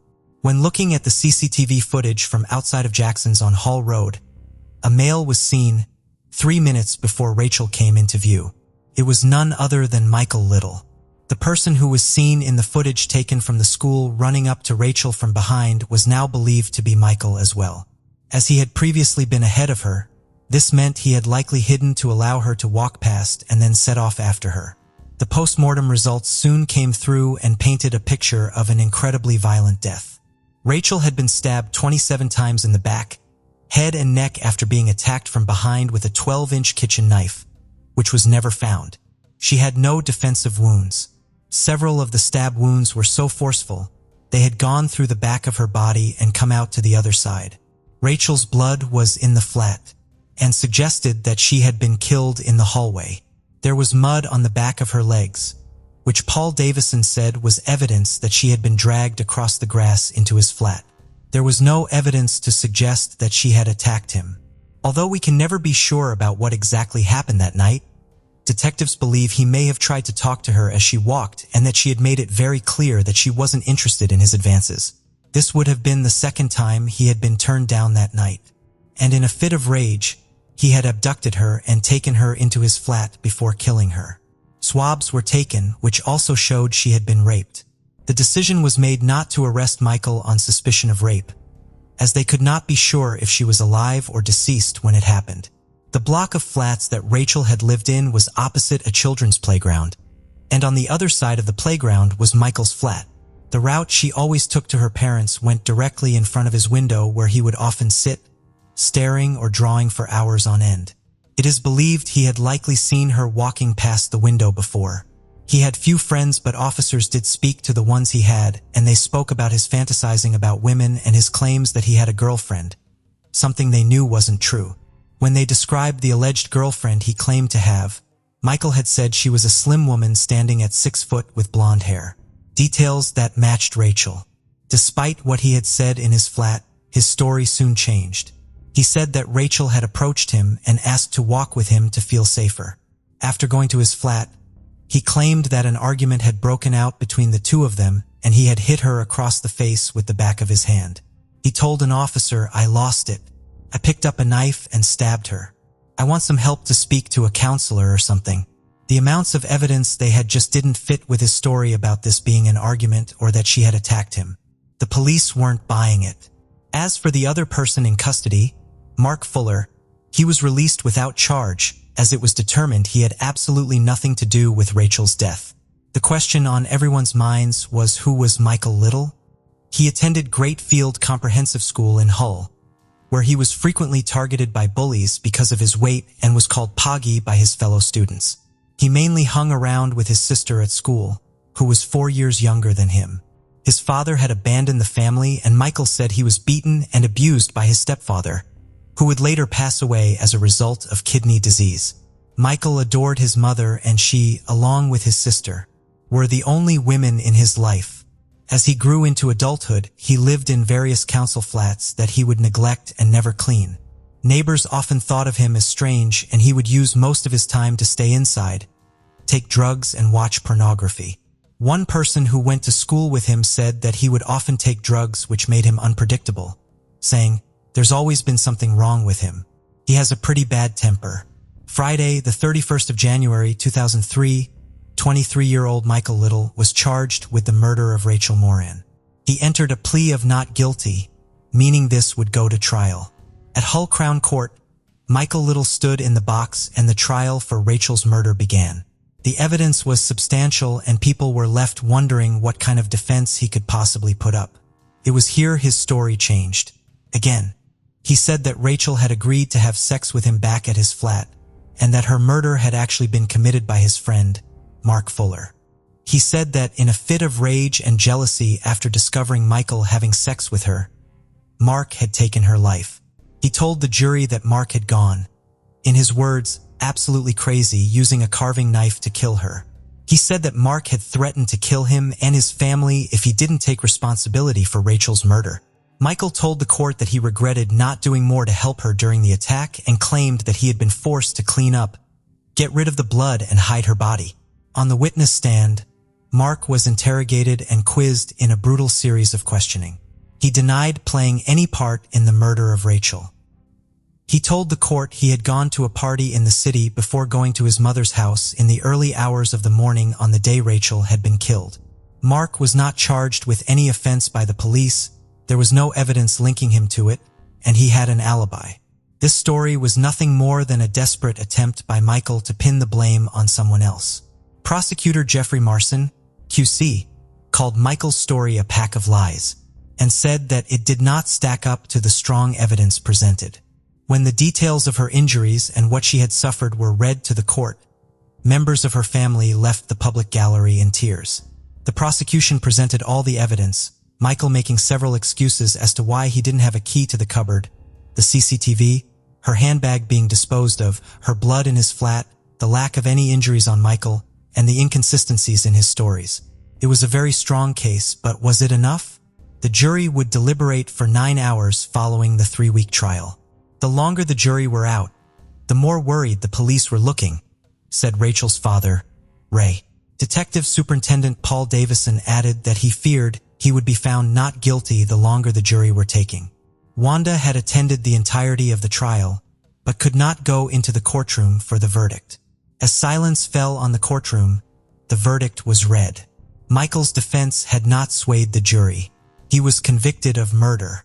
Michael Little showed no emotion.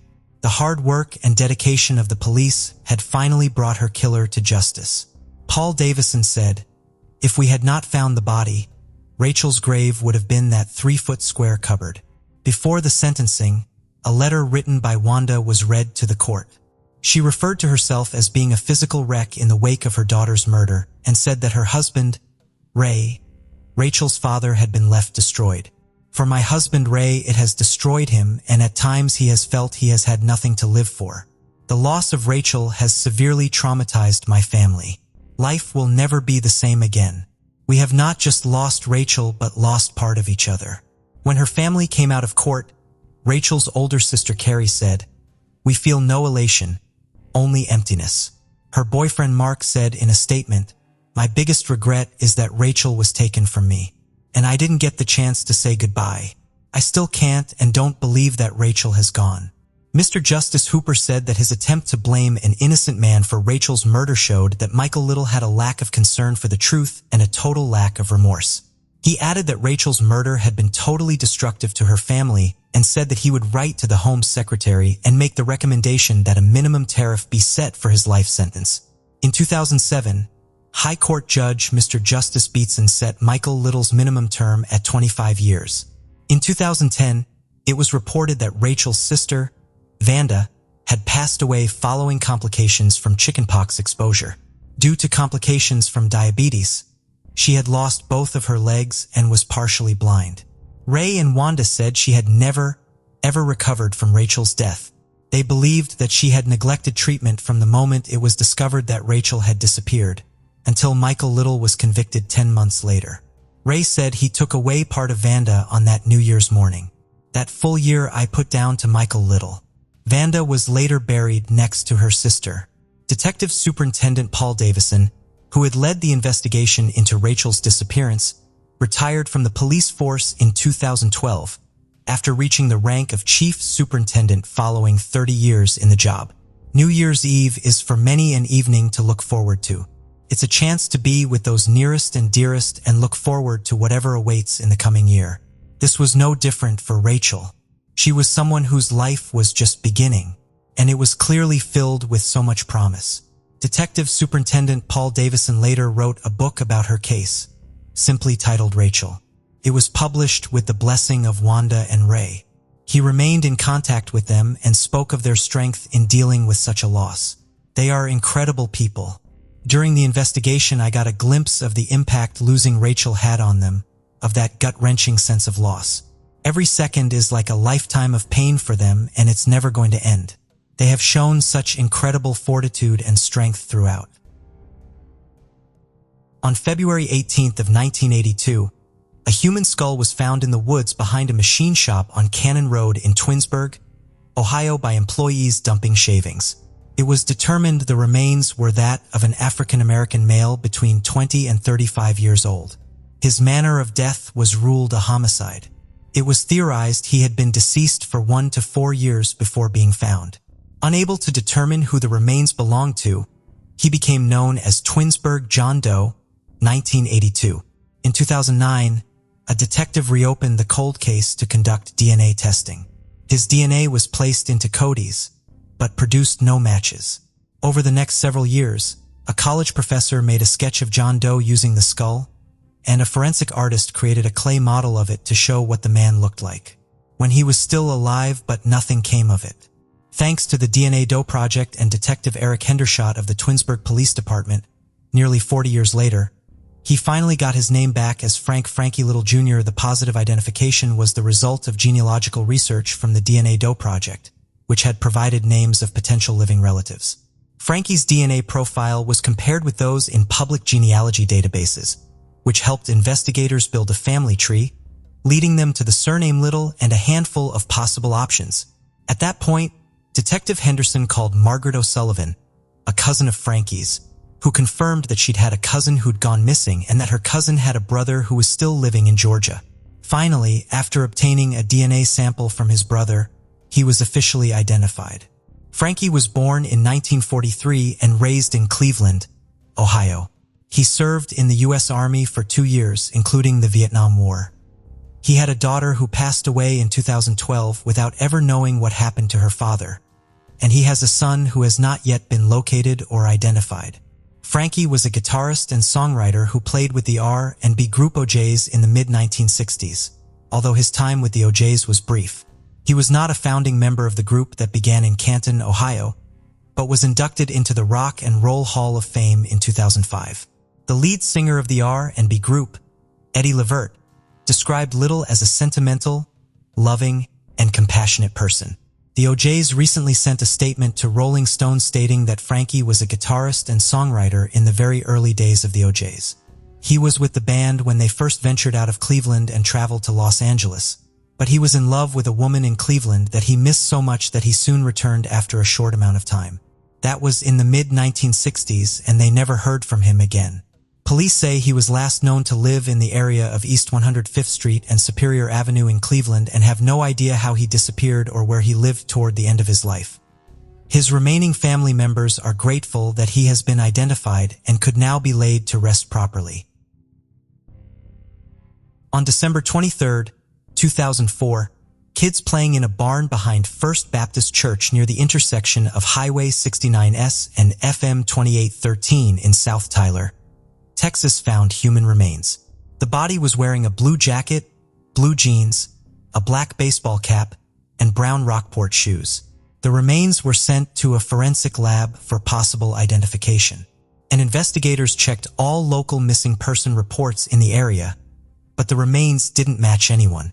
At the time, all that could be determined was that it was a white male between 27 and 42 years old, and he had died months earlier that same year, possibly of natural causes or from the cold weather at the time. Unable to identify him, he became known as Barn John Doe 2004 for the next 17 years. In 2019, Detective Holt of the Tyler Police Department presented the case to the DNA DOE project. Using genetic genealogy, the DNA DOE project was able to determine the DOE's identity in August 2021. However, there were complications and difficulties along the way. The DNA sample was very small in quantity and heavily contaminated with bacteria. Thankfully, Hudson Alpha Discovery Labs were able to perform whole genome sequencing and Sabre Investigations were able to perform the bioinformatics. His family tree included a lot of endogamy with relatives in Missouri and Kentucky, and as a result, relatives appeared more closely related than they really were. In addition, the research tree sent the genetic genealogist as far away as Scotland to find common ancestors between DNA matches. A photo later provided of him shows he was balding, but a sketch which was not created until 16 years later in 2020 depicted him with a full head of long hair. He was also 10 years older than the oldest estimated age. He was found with no personal items with him, and it is unclear if he was ever reported missing. Detective Holt then contacted his family members to confirm his identity. On December 14, 2021, it was announced to the public that he had been identified as Kim Ryan Casey. Kim was born in 1952 and would have been 52 years old at the time of his death. He was last known to be living in Coppell, Texas while homeless and traveling. His body was located about 100 miles away from Coppell. Sadly, not much else is known about him at this time. On March 1, 1992, a female trucker pulled over to check her fuel tanks on the Interstate 80 turnoff at the Bitter Creek Rest area in Sweetwater, Wyoming. She spotted what she thought was a pile of trash at the bottom of the ridge. She decided to take a closer look and found a woman's body in the snow. It was determined that she was between 24 and 32 years old. Investigators thought she could possibly have Native American ancestry. A pair of pink underwear and a pair of sweatpants were found near the body. The victim had a gold ring on her left ring finger and a gold necklace. The victim had a vertical C-section scar and a tattoo of a rose on her right breast, which was traced to a business in Tucson, Arizona. A man informed police he had given this woman her tattoo and recalled additional details about the woman through hypnosis. She was apparently a transient hitchhiker and spoke without a distinctive accent. On the day she received her tattoo, she wore a brown peasant dress with yellow flowers, but he did not know her name. Unable to determine her identity, she became known as Bitter Creek Betty or Rose Doe and was buried in Rest Haven Memorial Gardens. A month after Bitter Creek Betty was found, Wyoming Department of Transportation workers found human remains. An autopsy did not determine the cause of death, and she became known as I-90 Jane Doe or Sheridan County Jane Doe. Both victims were later determined to be 2 of 3 known victims of serial killer Clark Perry Baldwin. The third victim, 32-year-old Pamela Rose Aldridge McCall of Virginia, was also pregnant. She was found murdered in Tennessee near I-65 in 1991. Tennessee reopened Pamela's case in April 2019, and using DNA recovered from a paper towel, authorities created a DNA profile of the suspect. When put into a national database, the DNA came back as a match for a suspect in the 2 unsolved homicides in Wyoming. The DNA profile was entered into a genealogy database and matched one of Baldwin's relatives. Eventually, police and the FBI narrowed it down to Baldwin and collected DNA from his trash and from a Walmart shopping cart he'd used, and it was a match. In May 2020, 59-year-old Baldwin of Waterloo was arrested and charged with the murder of the 3 victims, along with that of Pamela McCall's unborn child. Sheridan County court records show Baldwin was cited for parking on a highway in Sweetwater County in 1993 and was a long-haul truck driver most of his life. His criminal record also included a sexual assault charge in Texas from 1991, though he was never convicted. In 1997, Secret Service agents raided Baldwin's apartment in Springfield, Iowa after learning he was allegedly making counterfeit U.S. currency on a personal computer. He and 2 female associates were indicted on the counterfeiting charges. He was then sentenced to 18 months in prison and released in 1999. Baldwin was living in an apartment at Waterloo's historic hotel, Russell Lamson, where he was also arrested. One of his neighbors said he was quiet, kept to himself, and never said anything, not even hi. In 2021, Bitter Creek Betty was identified and is of Native American heritage. At the request of the family, they have left the notification of her name in the hands of the FBI, which has not been announced as of December 2021. The other victim, known as Sheridan County Jane Doe, has not yet been identified. However, their alleged killer remains behind bars. On May 3, 2002, a man's body was found floating in the Gulf of Mexico, about 1.5 miles north of Doctors Pass Beach in Naples, Florida, near the shore. Unfortunately, the medical examiner was unable to determine the cause of death. Detectives compared fingerprints through the Florida Department of Law Enforcement database and the National Automated Fingerprint Identification System several times over the following years without success. Detectives also entered the man into the NCIC as unidentified remains. The man's DNA profile and dental information, along with fingerprints and a composite sketch, were uploaded to NAMUS. Investigators at the Collier County Sheriff's Office turned to the public once again in 2018 in an attempt to identify the John Doe. Detectives would even release an updated facial reconstruction. On November 23, 2021, a positive match was finally made between the fingerprints uploaded to NAMUS and the John Doe's Armed Forces fingerprint card, which had been prepared November 15, 1972, the day he enlisted. The Collier County Sheriff's Office announced on December 6, 2021, that the body was identified as Edward Lorenz Richard of Spencer, Massachusetts. Richard was 49 years old at the time of his death. His fingerprints had been placed into his military personnel file and maintained in the Department of Defense's National Archives. Unidentified persons' record prints retained in the NAMUS database have been made available to the FBI for comparison to archived fingerprint cards. After receiving notification of the match, detectives were able to locate Edward's brother and adult son in Massachusetts the following day. Family members told the sheriff's office that Richard wanted to go to Florida 20 years before his body was found. His son had bought him a bus ticket and he left Massachusetts heading to either Tampa or Miami in about 1982. When he left, he gave all of his identification cards to his family. They did not hear from him again and do not know what he was doing for the next 20 years and did not know that his body was found in 2002. Edward's brother, Paul Richard, said that his brother had demons, which included alcohol, and the family was always waiting for him to hit rock bottom. His brother, Paul, stated that his brother was attracted to people on the homeless kind of scale, and he would have hung out with them, so he may have been homeless. He says he also may have just been hot and decided to go swimming and got caught in something. Or his demons may have overcome him. And the water and swimming and boating and fishing were part of his life, and that might have been his best place. The family said, although Edward was battling alcoholism, he often found serenity near the water and had always loved swimming, boating, and fishing. His family is looking forward to laying him to rest in Massachusetts. On September 18, 1995, local children playing behind the Clubhouse Diner on Street Road in Bensalem, Pennsylvania found human remains. Found buried nearby were 2 crucifixes, 1 silver and 1 gold, and a white t-shirt that read, "Property of Alcatraz Penitentiary Swim Team, San Francisco." Also found was a blue quilted sleeveless vest, a pink t-shirt with KPMG, Pete Marwick on it, and a wooden bead massage cushion. After an autopsy, it was determined the victim was an adult white woman between the ages of 35 to 45 years of age. She'd been dead for 2 to 3 years, and her death was ruled a homicide by unspecified means. She had given birth at least once and was between 4'8" to 5'2" tall with brown hair. County officials would bury the unidentified woman in an unmarked grave. Unable to determine her identity, she became known as the Clubhouse Jane Doe for the next 26 years. More than 50 missing women were excluded as possible matches between 2004 and 2021, but no direct matches were uncovered.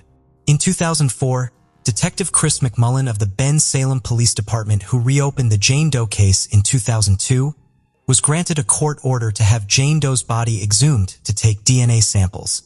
The DNA samples were then entered into Cody's. However, despite trying several times, they never got any hits.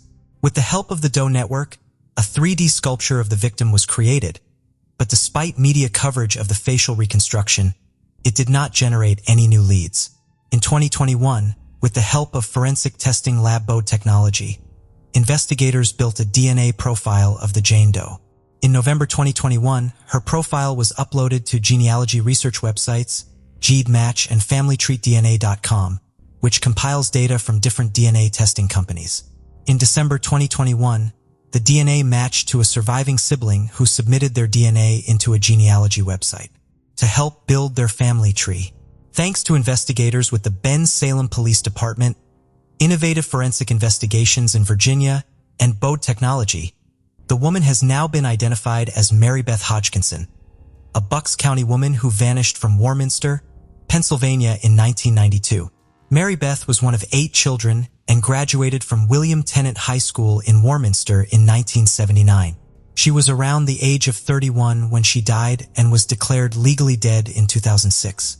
Her family said they reported her missing to Philadelphia and Warminster police, but a missing persons report was not found. Authorities learned that Mary Beth was a single mother of 2. She worked as a dancer in the local strip club circuit, including the Oakford Inn off Old Lincoln Highway in Trevose, now known as Scruples, and lived in a rent by the Week Motel in Bensalem, but also rented a room over the Oakford Inn. She also had an apartment in Northeast Philadelphia. One of her brothers told Detective McMullen that he did have a sister who was last seen in September of 1992.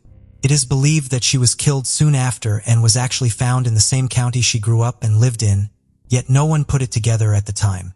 The murder of Mary Beth Hodgkinson is still under investigation, and authorities are asking for information from those who knew Mary Beth at the time, such as friends, co-workers, and others in her social circles. Her death appears to mirror the murder of another exotic dancer that same year. The body of 42-year-old Toshiko Chacho was also found near her home in September of 1992. In 1994, William Wild Bill Montgomery was arrested in connection with the murder of Toshiko and another young woman whose body was also found near the Delaware River in August 1993. It is possible that he is also Mary Beth's killer, but that part of the case still remains unsolved. Thank you for joining us on this journey into the depths of unsolved mysteries. Cold cases not only challenge our understanding of the past, but also ignite our curiosity and determination for answers. Remember to subscribe to stay updated on our latest investigations. And if you have any information regarding the cases we've covered, don't hesitate to reach out. Together, we can shed light on the shadows of the past and bring closure to those who seek it. Until next time, stay vigilant, stay curious, and never stop seeking the truth.